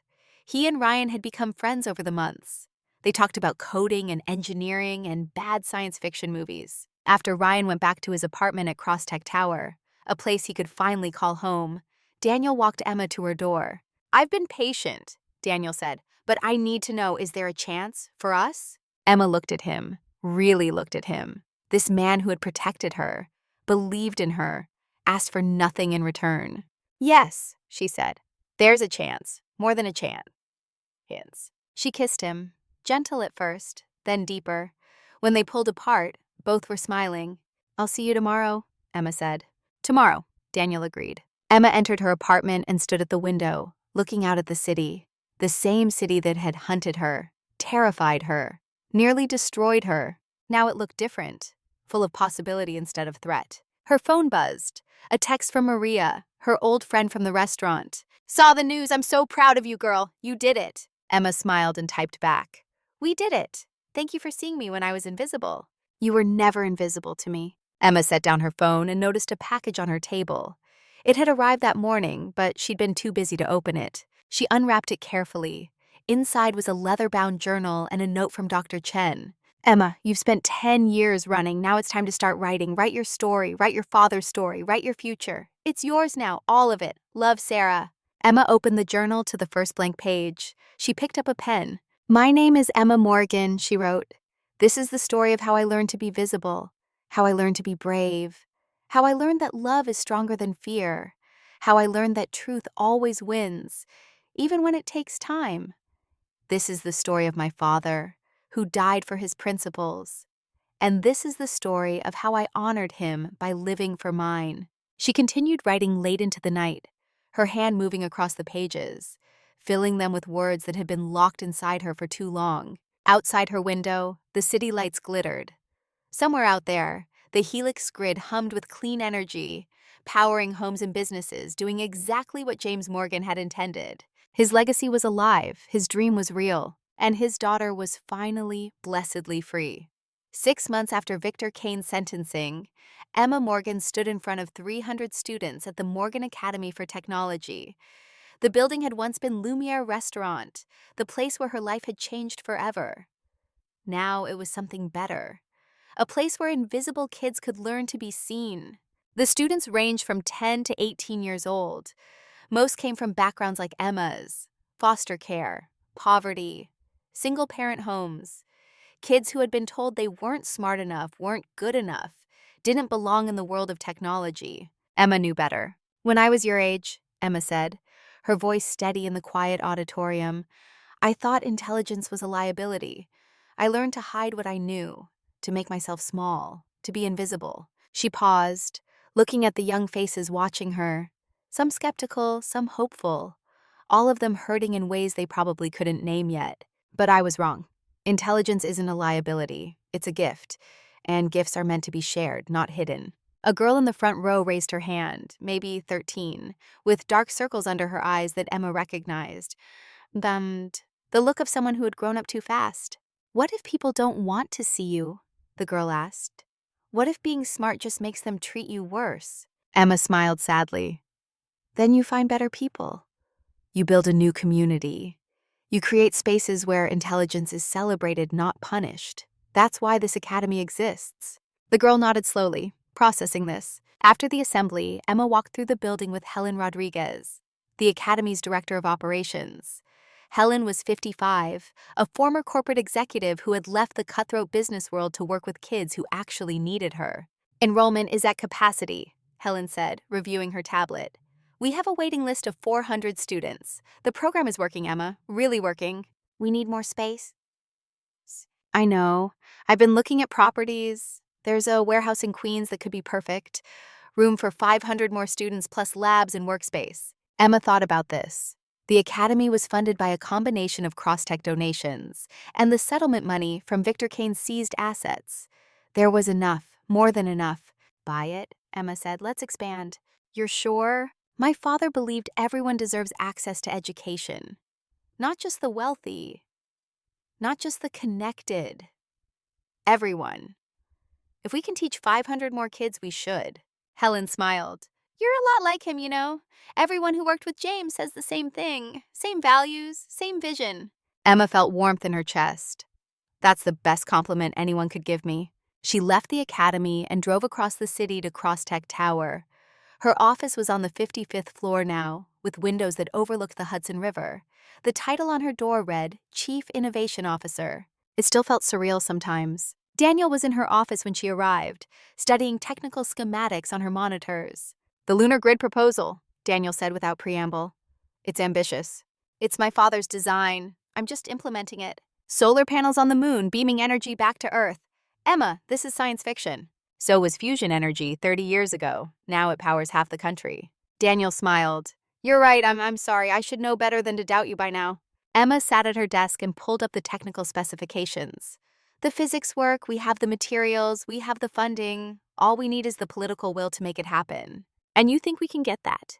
"I think if we present it correctly, show the environmental benefits, the economic advantages, the sheer possibility of it, then yes. People want to believe in the future. We just need to show them one worth believing in." Daniel was quiet for a moment, watching her work. "You've changed," he finally said. "How?" "You're not afraid anymore. That first night at the restaurant, you looked like you were expecting the world to hurt you. Now you look like you're ready to change it." Emma considered this. "I'm still afraid sometimes, late at night when I can't sleep. But I've learned that fear doesn't have to stop you. It can just be something you feel while you do the brave thing anyway." "Your father would be proud." "I hope so." They worked together for the next few hours, refining the proposal, preparing presentations for investors and government officials.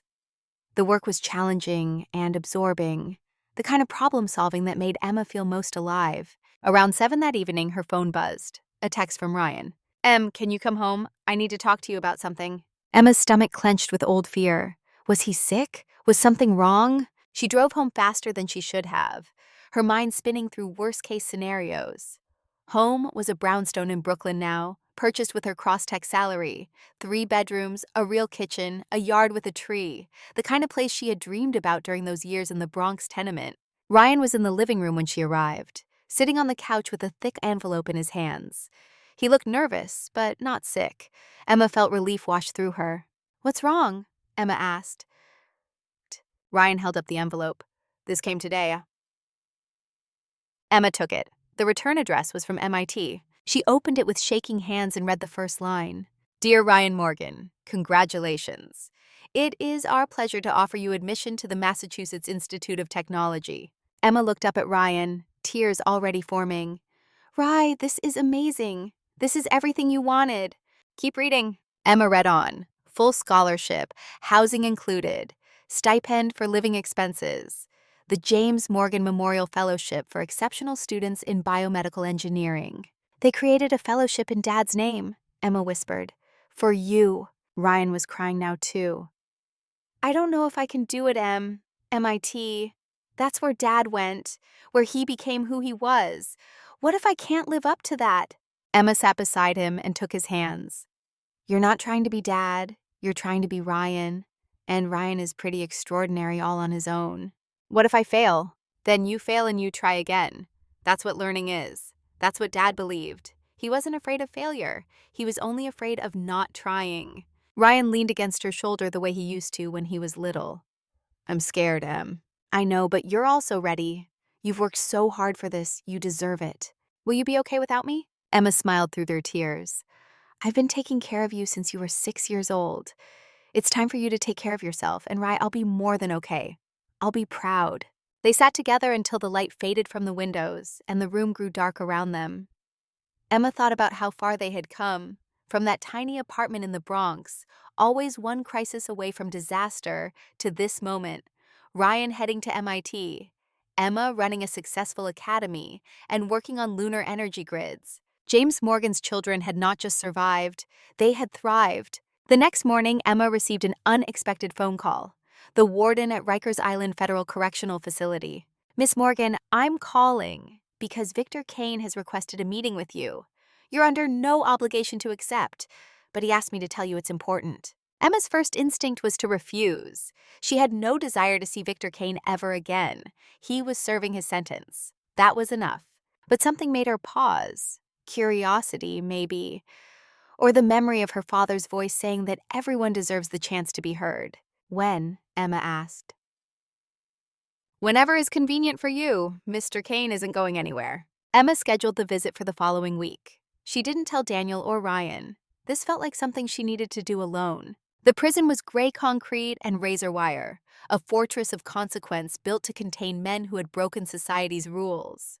Emma passed through security, surrendering her phone and keys, submitting to searches and metal detectors. She was led to a visiting room, not the typical open space with tables and vending machines, but a private room with a glass partition.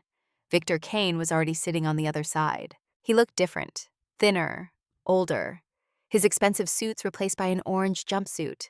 His carefully styled hair now gray and unkempt. But his eyes were different too.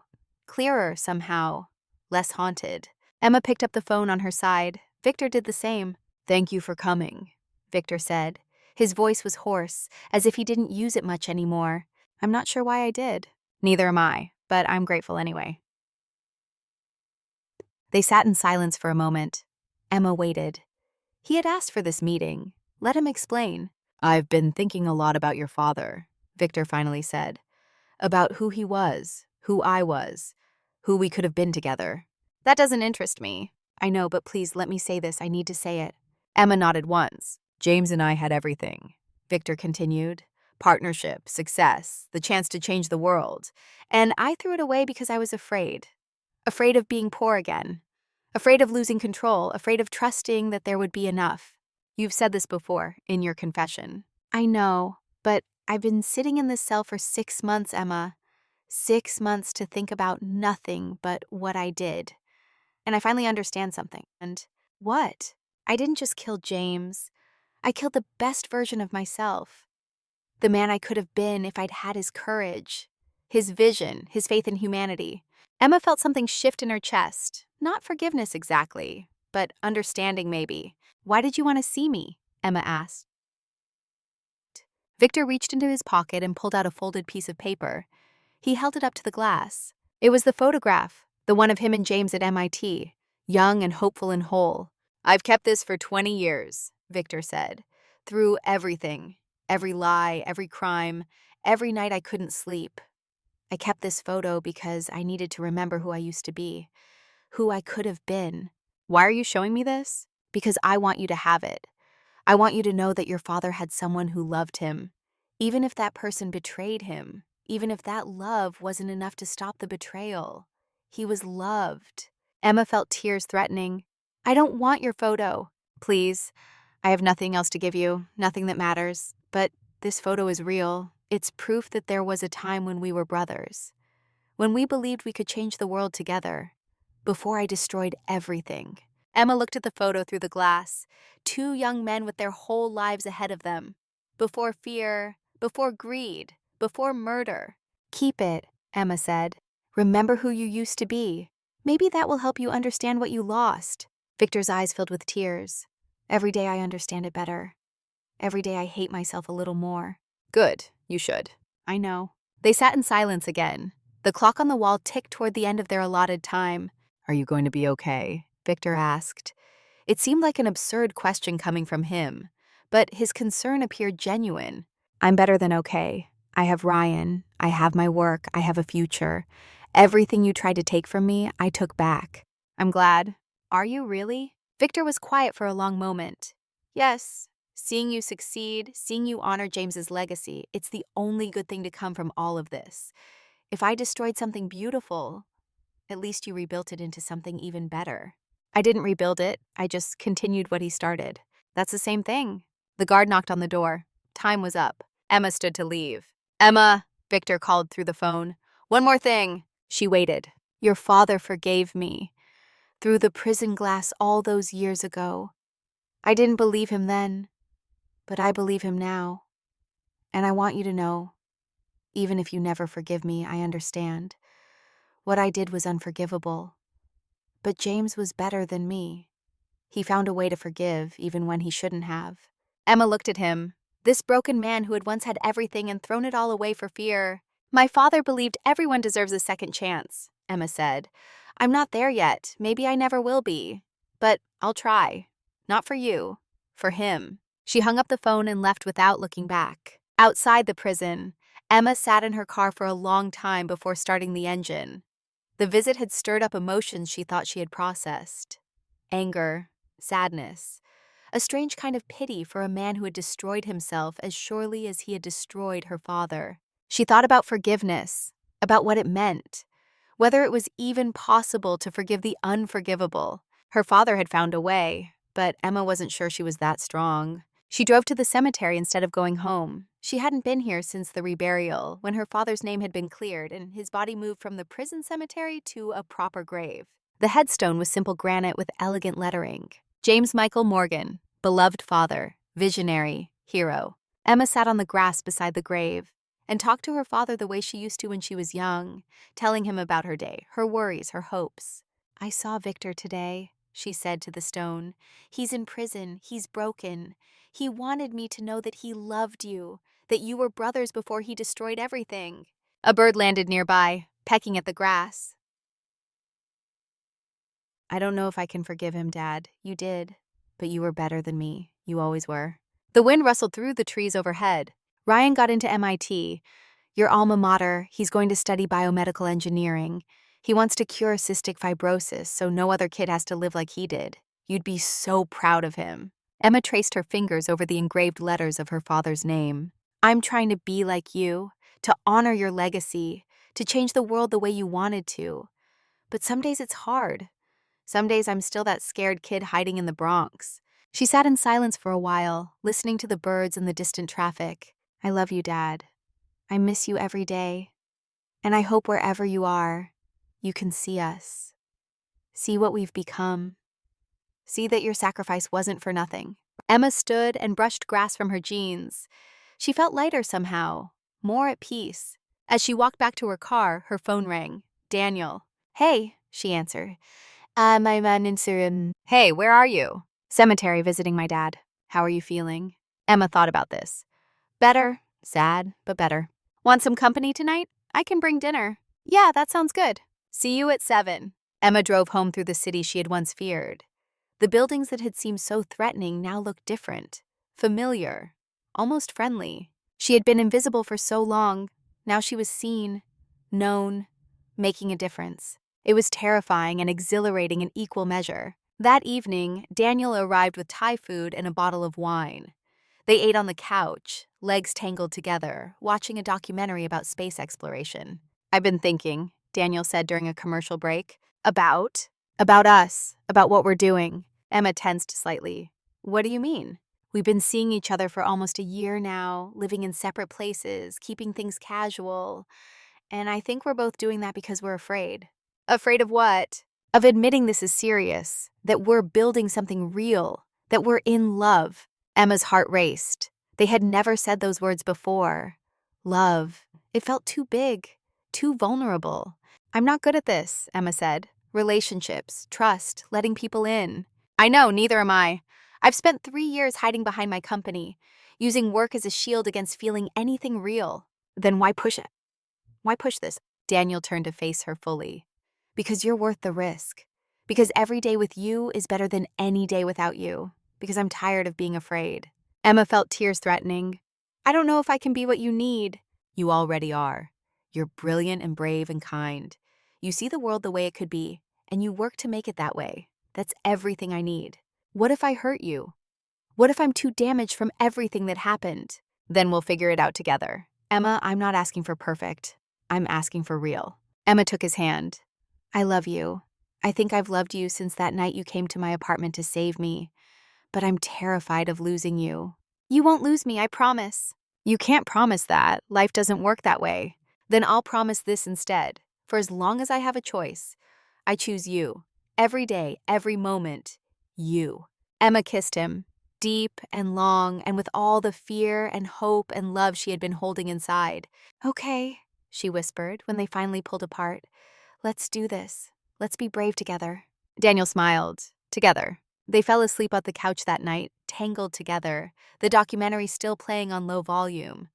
Emma dreamed of her father, but not the nightmare dreams she used to have. This time he was smiling, proud. When she woke in the morning, Daniel was making coffee in her kitchen. Sunlight streamed through the windows. Everything felt possible. 3 months later, Emma stood on a stage in Washington, D.C., addressing a congressional committee about the proposed lunar energy grid. The room was packed with senators, representatives, industry leaders, and journalists. "The technology exists," Emma said, her voice amplified through the room. "We have proven fusion energy works on Earth.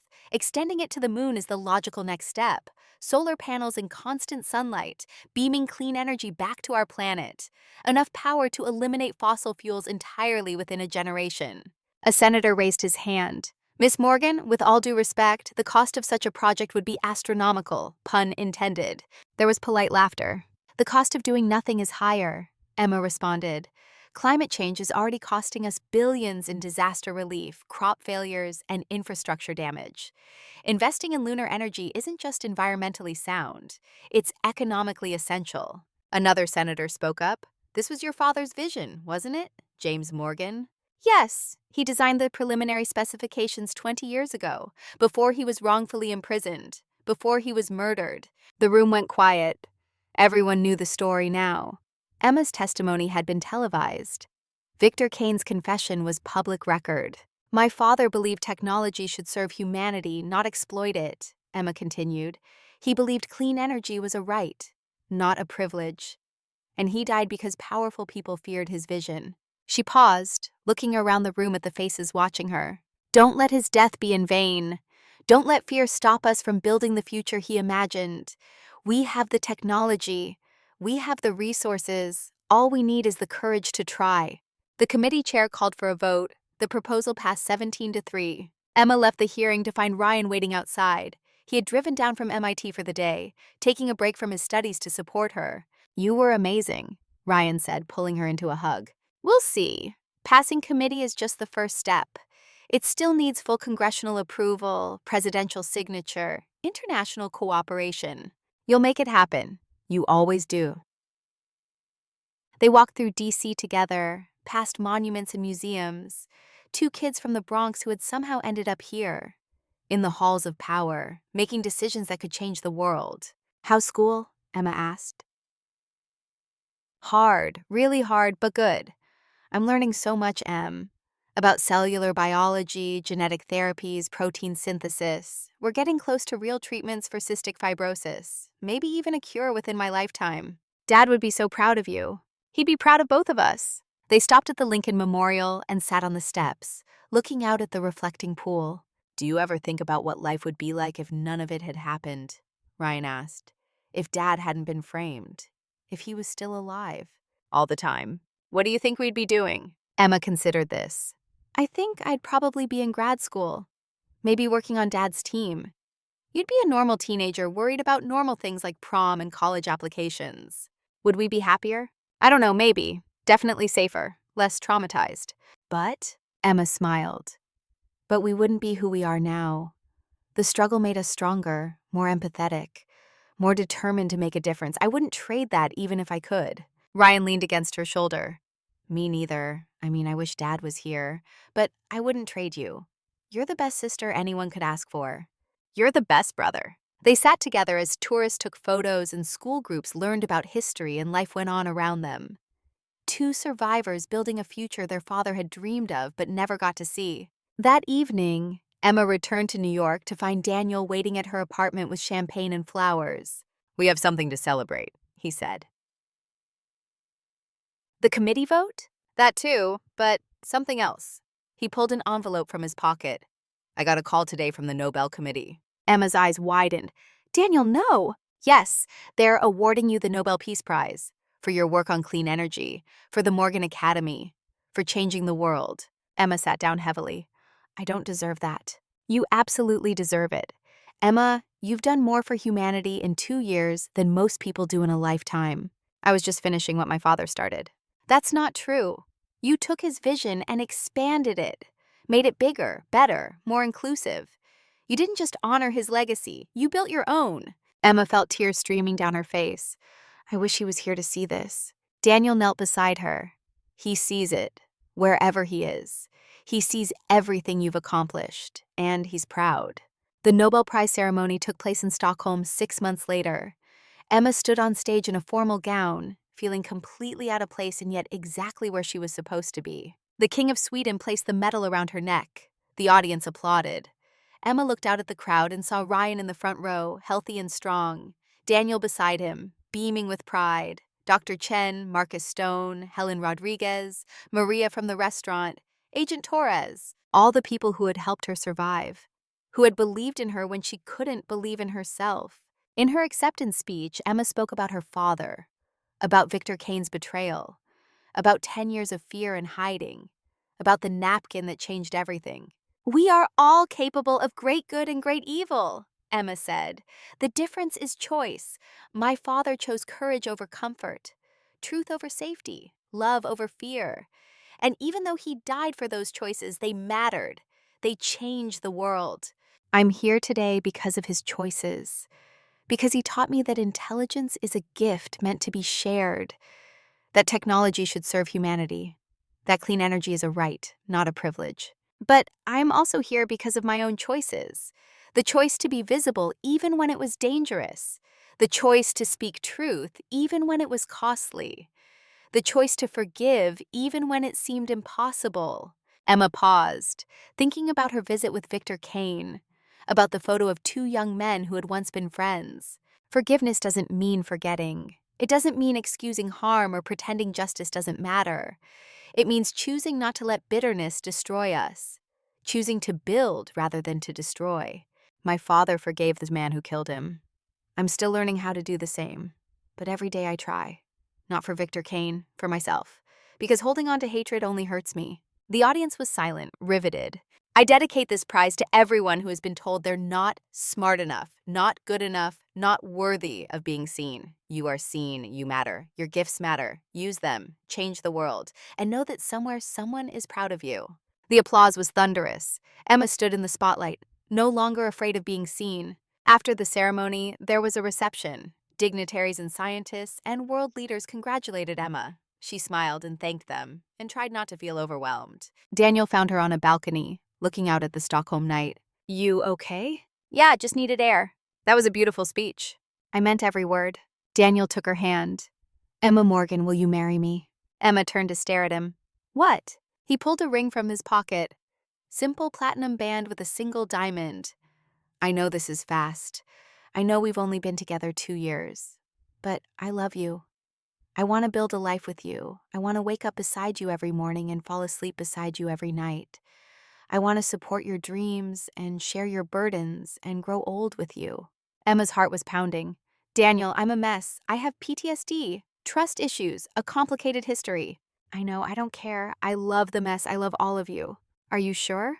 "I've never been more sure of anything." Emma looked at the ring, at Daniel's hopeful face, at the life he was offering her. A life she never thought she'd have. Safety, love, partnership, home. "Yes," she whispered. "Yes, I'll marry you." Daniel slipped the ring onto her finger and kissed her. Emma felt something break open inside her chest. Not breaking apart, but breaking free. She was loved, she was seen, she was home. They were married 6 months later in a small ceremony at the Morgan Academy. Ryan walked Emma down the aisle. Dr. Chen was her matron of honor. Stone was Daniel's best man. The vows were simple: to love, to honor, to support, to choose each other every day.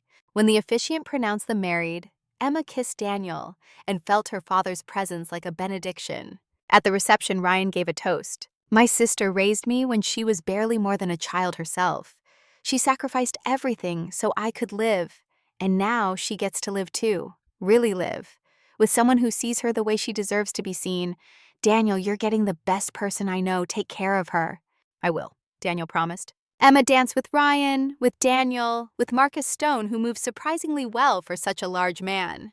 As the evening wore on and the guests began to leave, Emma stood with Daniel looking at the academy. "We built this," Emma said, "from nothing." "You built it, I just helped." "Held." "No, we built it together. That's what partnership means." Daniel kissed her forehead. "What do you want to do now? What's next for Emma Morgan Cross?" Emma smiled at her new name. "I want to keep building the lunar grid, more academies, better technology, a future where no kid has to hide their intelligence or live in fear." "Then that's what we'll do." They stood together in the New York night, husband and wife, partners in every sense. The city glittered around them, full of possibility. Emma thought about the girl she had been 2 years ago. Invisible, terrified, barely surviving. That girl was gone.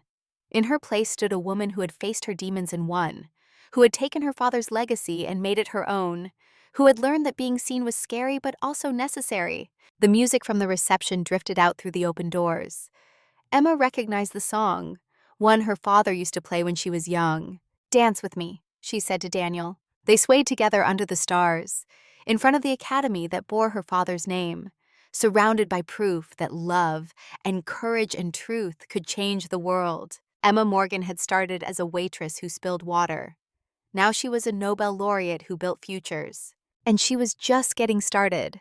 5 years after Emma Morgan married Daniel Cross, she stood in the Smithsonian National Museum of American History, staring at her father's photograph. The exhibition was called Pioneers of Clean Energy, Visionaries Who Changed the World. James Morgan's section occupied an entire wall. Photographs from his childhood, his MIT diploma, early sketches of the fusion energy algorithm, articles about his work, and prominently displayed, the court documents clearing his name. Emma's 3-year-old daughter Claire tugged at her hand. "That's Grandpa James?" Claire asked, pointing at the large portrait of a man with kind eyes and paint-stained hands.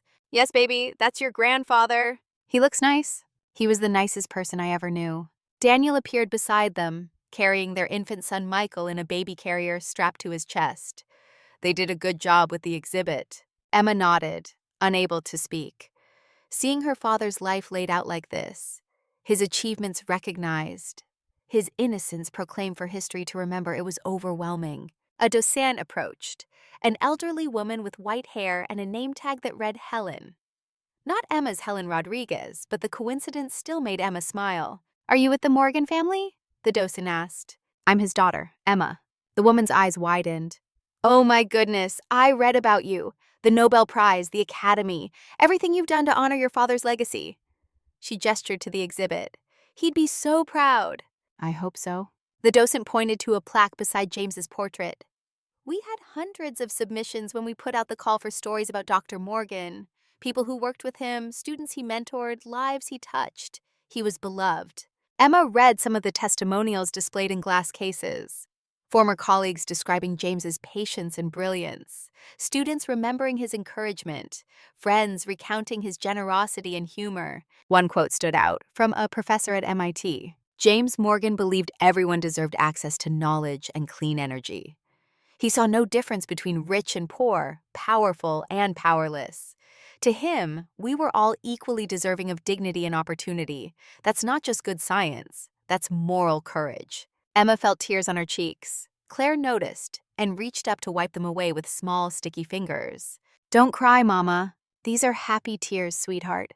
They spent an hour walking through the exhibit. Emma explained things to Claire in simple terms. "This is what Grandpa invented. This is how it helps people. This is why it matters." When they finally left, Emma felt something shift inside her. A weight she hadn't realized she was carrying lifted. Her father's name was restored, his legacy secured. Future generations would know James Morgan not as a criminal, but as a hero. That evening, back in their brownstone in Brooklyn, Emma sat at her desk while Daniel put the children to bed. She opened her laptop and began writing. Not code this time, but words. She had been working on a book for 2 years, a memoir about her father, about the trial, about 10 years of hiding, about finding her way back to the light. Her publisher had been patient, understanding that this story needed time to be told right. Emma wrote about the night at the restaurant, the napkin, the code, the moment everything changed. She wrote about Ryan's childhood, about medicine rationed and fear lived daily, about what it meant to be a mother when you were barely more than a child yourself. She wrote about Daniel finding her, about Marcus Stone's loyalty, about Dr. Chen's wisdom. And she wrote about Victor Kane, not with hatred, but with something more complicated. Understanding, maybe. Pity, certainly. And a hard-won, painful forgiveness that had taken years to achieve. The doorbell rang at 9 p.m. Emma wasn't expecting anyone. She went downstairs to find Ryan standing on the porch, still in his hospital scrubs. "Rye, what are you doing here? I thought you had the night shift." Ryan's face was serious. "Can I come in?" "Of course." They sat in the living room. Emma made tea while Ryan gathered his thoughts. I got a call today, Ryan finally said. From Rikers. Victor Kane died this afternoon. Emma felt her breath catch. She had known this day would come. Victor had been in poor health. Prison had aged him rapidly. But knowing and experiencing were different things. How? Emma asked. Heart attack, quick! The guard said he was reading a book in his cell and just collapsed. Emma was quiet for a long moment. How do you feel? I don't know, relieved maybe, sad. He killed Dad, but he also confessed. He made it possible for us to clear Dad's name. I don't know what I'm supposed to feel.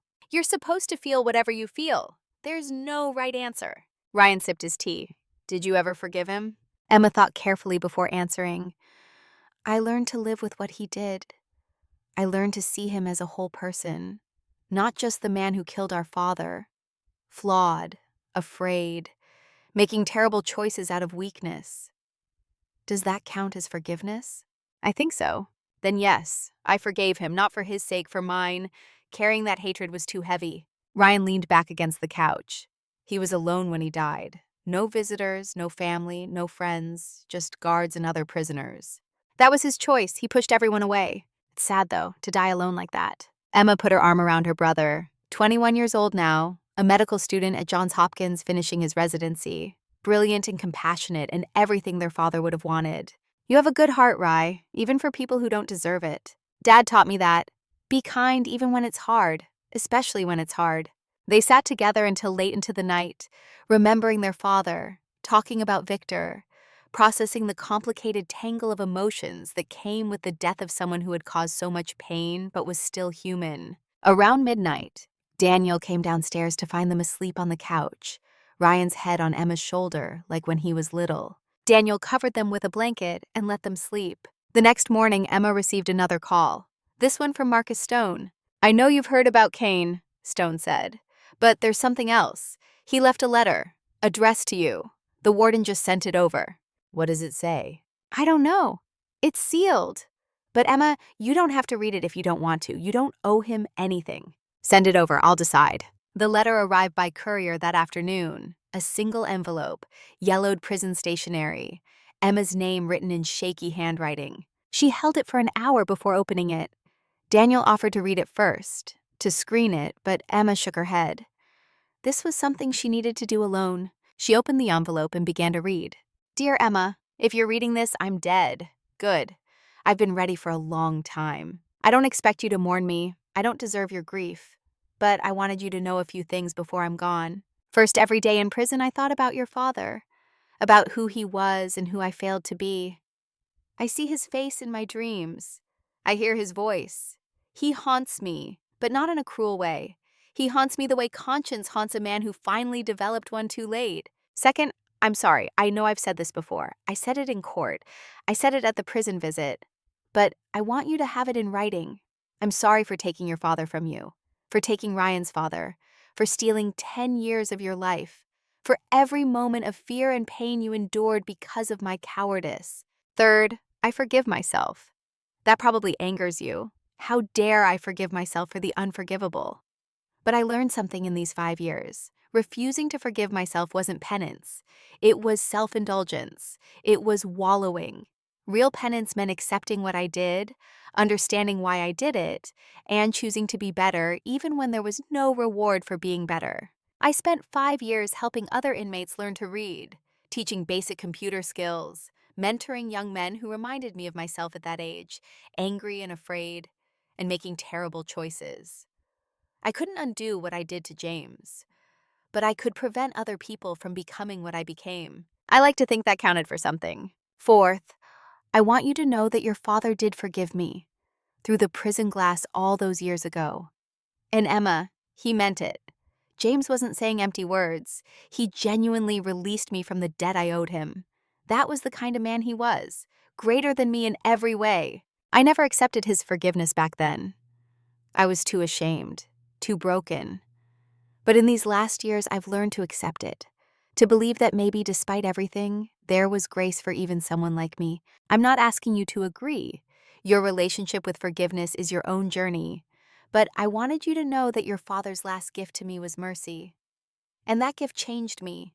even if it came too late to change what I'd done. Finally, thank you.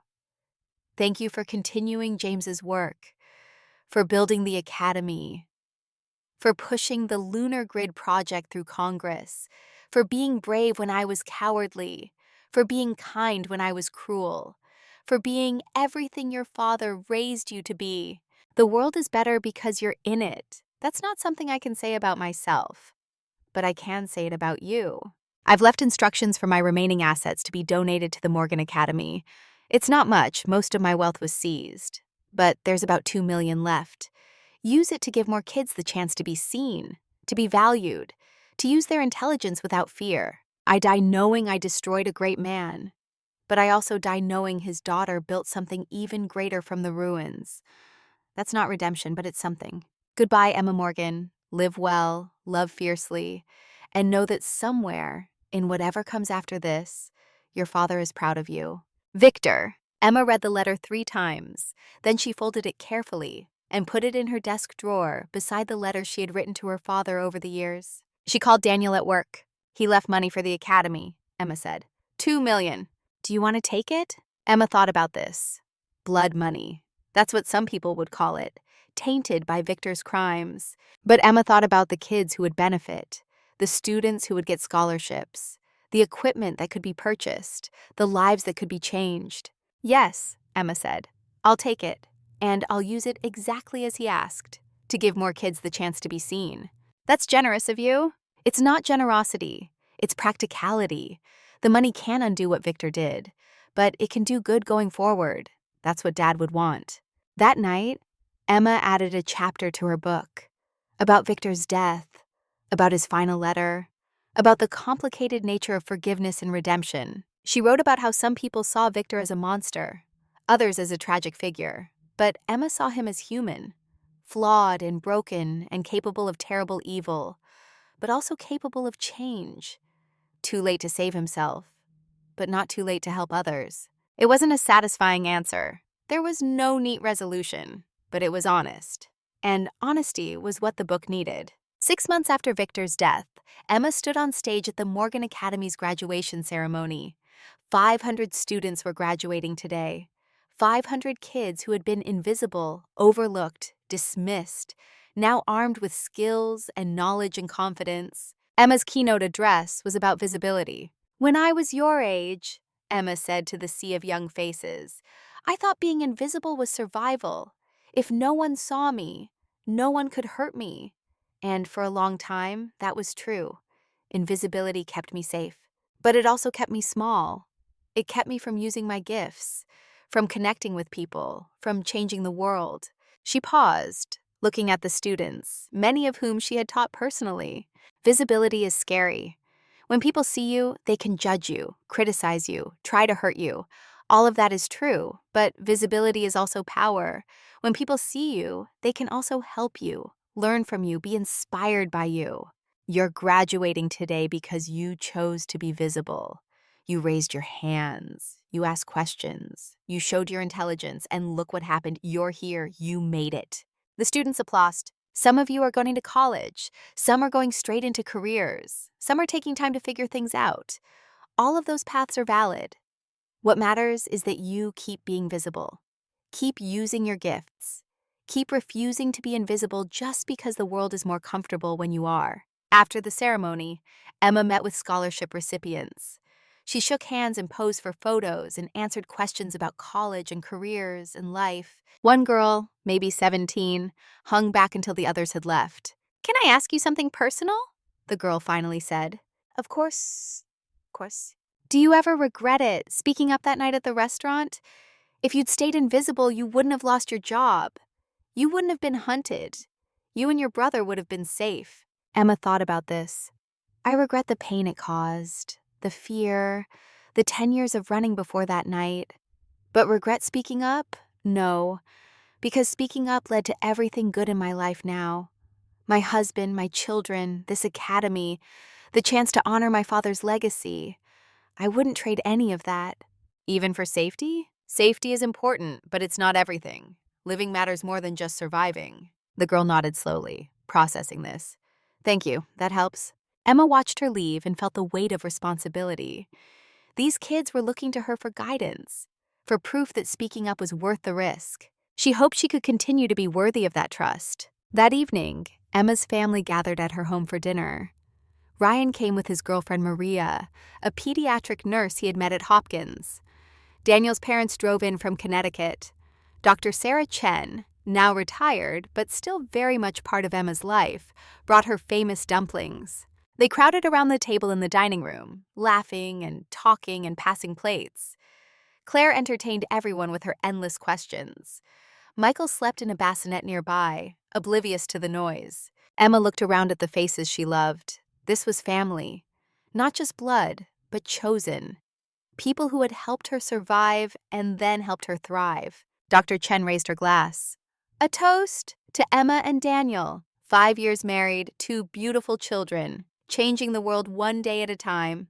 To Emma and Daniel, everyone echoed. Later, after the guests had left and the children were asleep, Emma and Daniel sat on their back porch. It was a warm summer night, fireflies blinking in the yard, the sound of the city a distant hum. Do you remember the first time I came to your apartment? Daniel asked. How could I forget? I thought you were going to arrest me. I was terrified. Marcus told me you were dangerous, a hacker, someone running from something big. And then I saw you, this young woman holding her brother's hand, both of you looking at me like I was the dangerous one. Emma smiled. You kind of were. You represented everything that could destroy us. Authority, power, the system that had failed us.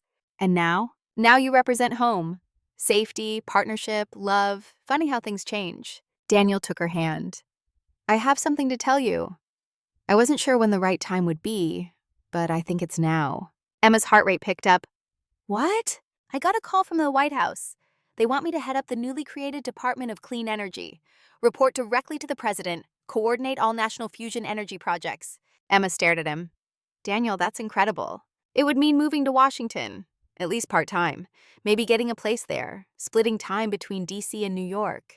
What did you tell them? I said I needed to talk to my wife. This isn't just my decision. Emma thought about this.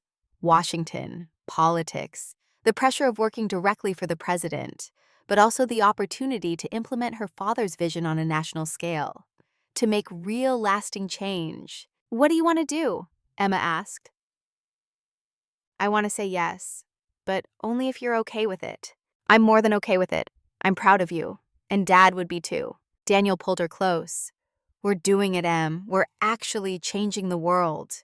We are. It's terrifying and exhilarating and exhausting. And worth it? Absolutely worth it. Yeah.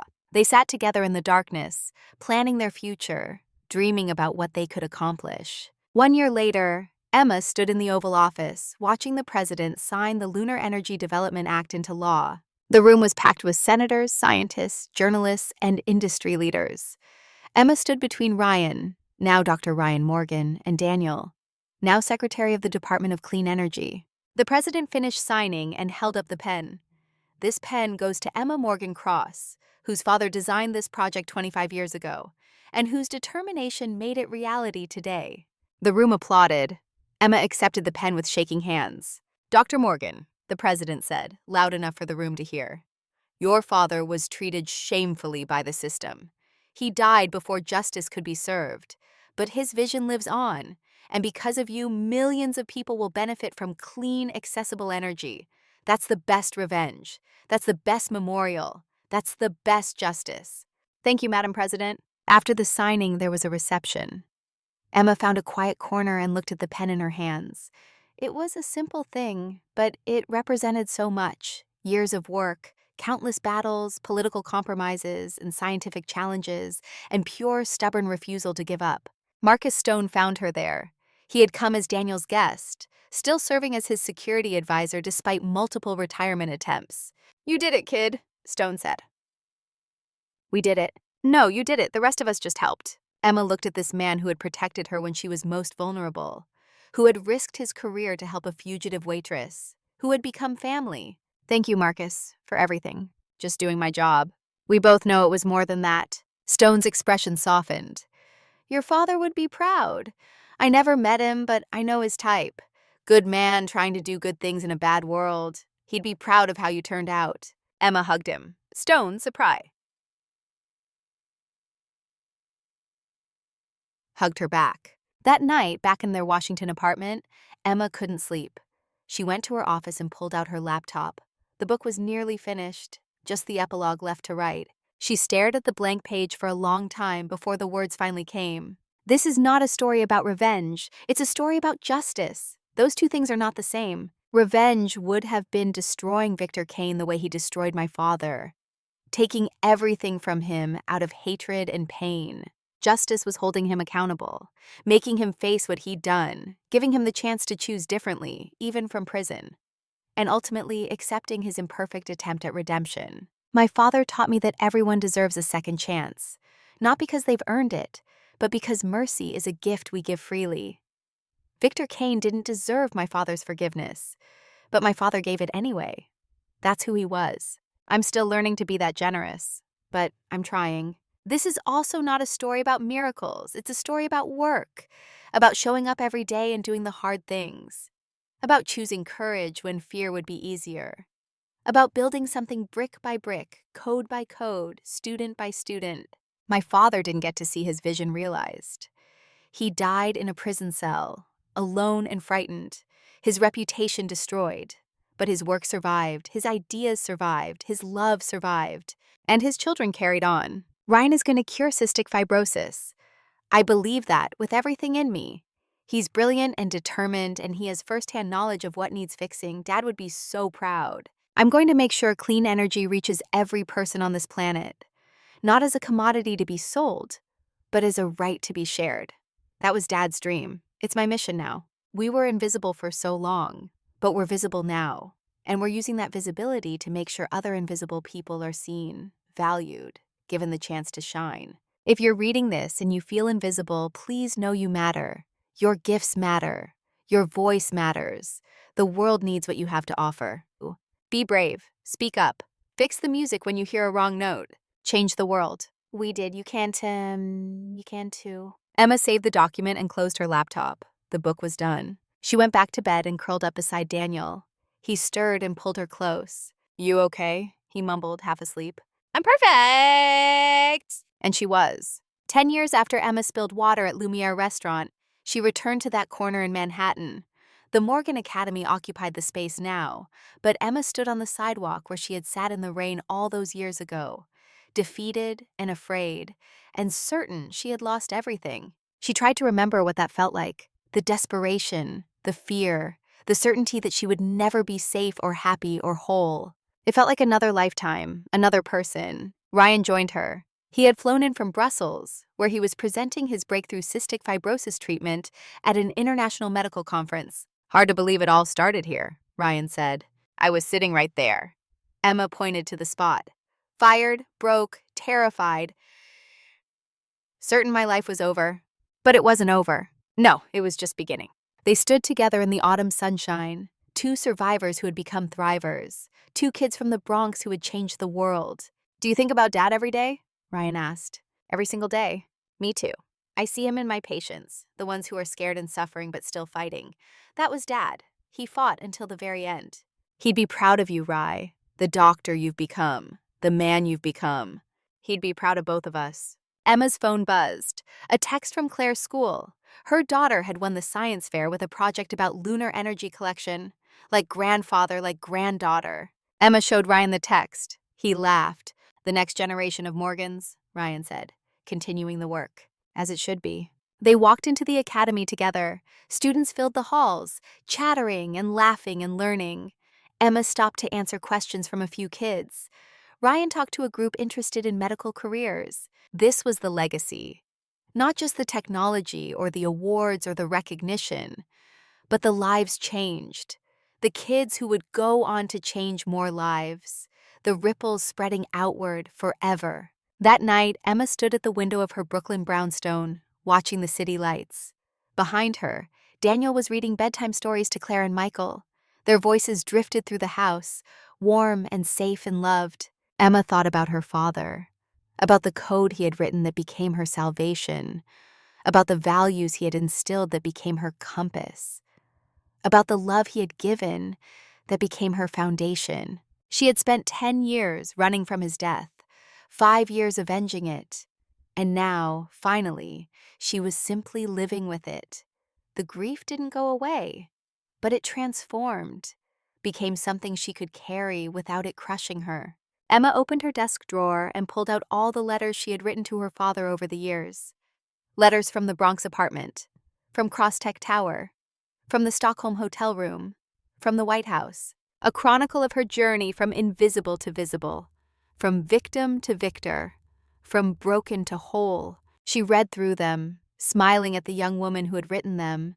So much pain, so much fear, but also so much strength and love and stubborn refusal to give up. Emma added one final letter to the pile. Dear Dad, this is the last letter I'll write to you. Not because I'm forgetting you or moving on, but because I'm finally at peace. You're not gone. You never were. You live in every line of code I write, every student I teach, every decision I make. You live in Ryan's compassion and Claire's curiosity and Michael's laugh. You live in the helix grid that powers millions of homes, in the lunar project that will power millions more, in the academy that will create the next generation of innovators. You live in me. I used to think justice meant punishing the people who hurt us, but you taught me something better. Justice means building something so good, so pure, so beautiful that it outlasts all the hurt. We did that, Dad, we won. Not because Victor went to prison. Not because your name was cleared, but because your dream became reality. Your love became legacy. Your voice became song. Thank you for teaching me to see the music. Thank you for showing me that courage matters more than comfort. Thank you for being the father every child deserves. I miss you, I love you, and I promise I'll keep making you proud. Your daughter, Emma. P.S. The lunar grid launches next year. I wish you could see it, but maybe you will. From wherever you are, I like to think you're watching over us, over all of us, proud of what we built from the ruins. We're okay, Dad, more than okay. We're free. Emma folded the letter and put it with the others. Then she closed the drawer and turned off her desk lamp. She went upstairs to her family, to Daniel and the children, to the life she had built with courage and love and stubborn determination. In the kitchen, Emma made tea and thought about the girl she had been 15 years ago, serving food to people who didn't see her, counting her brother's breaths, living in fear. That girl was gone. In her place stood a woman who had faced her demons and won, who had taken tragedy and transformed it into triumph, who had learned that being seen was terrifying but also necessary. Emma looked at her reflection in the darkened window. She didn't see a victim anymore. She saw a survivor, a fighter, a builder, a mother, a wife, a leader. She saw someone who mattered. The next morning, Emma woke to Claire jumping on the bed. Mama, it's Saturday. Can we go to the academy? I want to show you my project. Emma laughed and pulled her daughter close. Of course, baby. They spent the day at the academy. Claire demonstrated her science project to a group of impressed middle schoolers. Michael crawled around the coding lab under Daniel's watchful eye. Emma taught an advanced algorithms class and met with scholarship candidates. It was ordinary, beautifully, blessedly ordinary. No crises, no danger, no running, just life. Real life, the kind Emma had dreamed about during those long years in hiding. That evening, as the sun set over the city, Emma stood on the academy's roof. She could see Manhattan in the distance, its buildings glowing in the golden light. Somewhere in that city was the restaurant where it all began, where a frightened waitress spilled water and wrote code on a napkin and changed everything. Somewhere was the Bronx apartment where she and Ryan had huddled together, surviving on hope and stubbornness. Somewhere was Crosstech Tower, where she had learned to trust again. Somewhere was the courthouse where justice had been served. And here, right here, was the academy. Her father's legacy made real, his dream made solid, his love made visible. Emma closed her eyes and felt the wind on her face, heard the city sounds, smelled the autumn air. She was home, finally, truly home. Not because of a place, but because of a feeling, safety, love, peace, purpose. She had been invisible, she had been hunted, she had been broken, but she had also been brave. She had also been strong. She had also been loved. And that made all the difference. Emma opened her eyes and looked at the city stretching before her. Millions of people living their lives, some visible, some invisible, all of them trying to survive, trying to matter, trying to be seen. She had been one of them. Now she was their advocate, their champion, their proof that invisible people could change the world. Emma smiled and headed back downstairs to her family, to Daniel and Claire, and Michael, to the ordinary, beautiful life she had built from ashes. The story that had begun with a spilled glass of water and a napkin full of code had become something bigger than she ever imagined. It had become a legacy, and it was just beginning.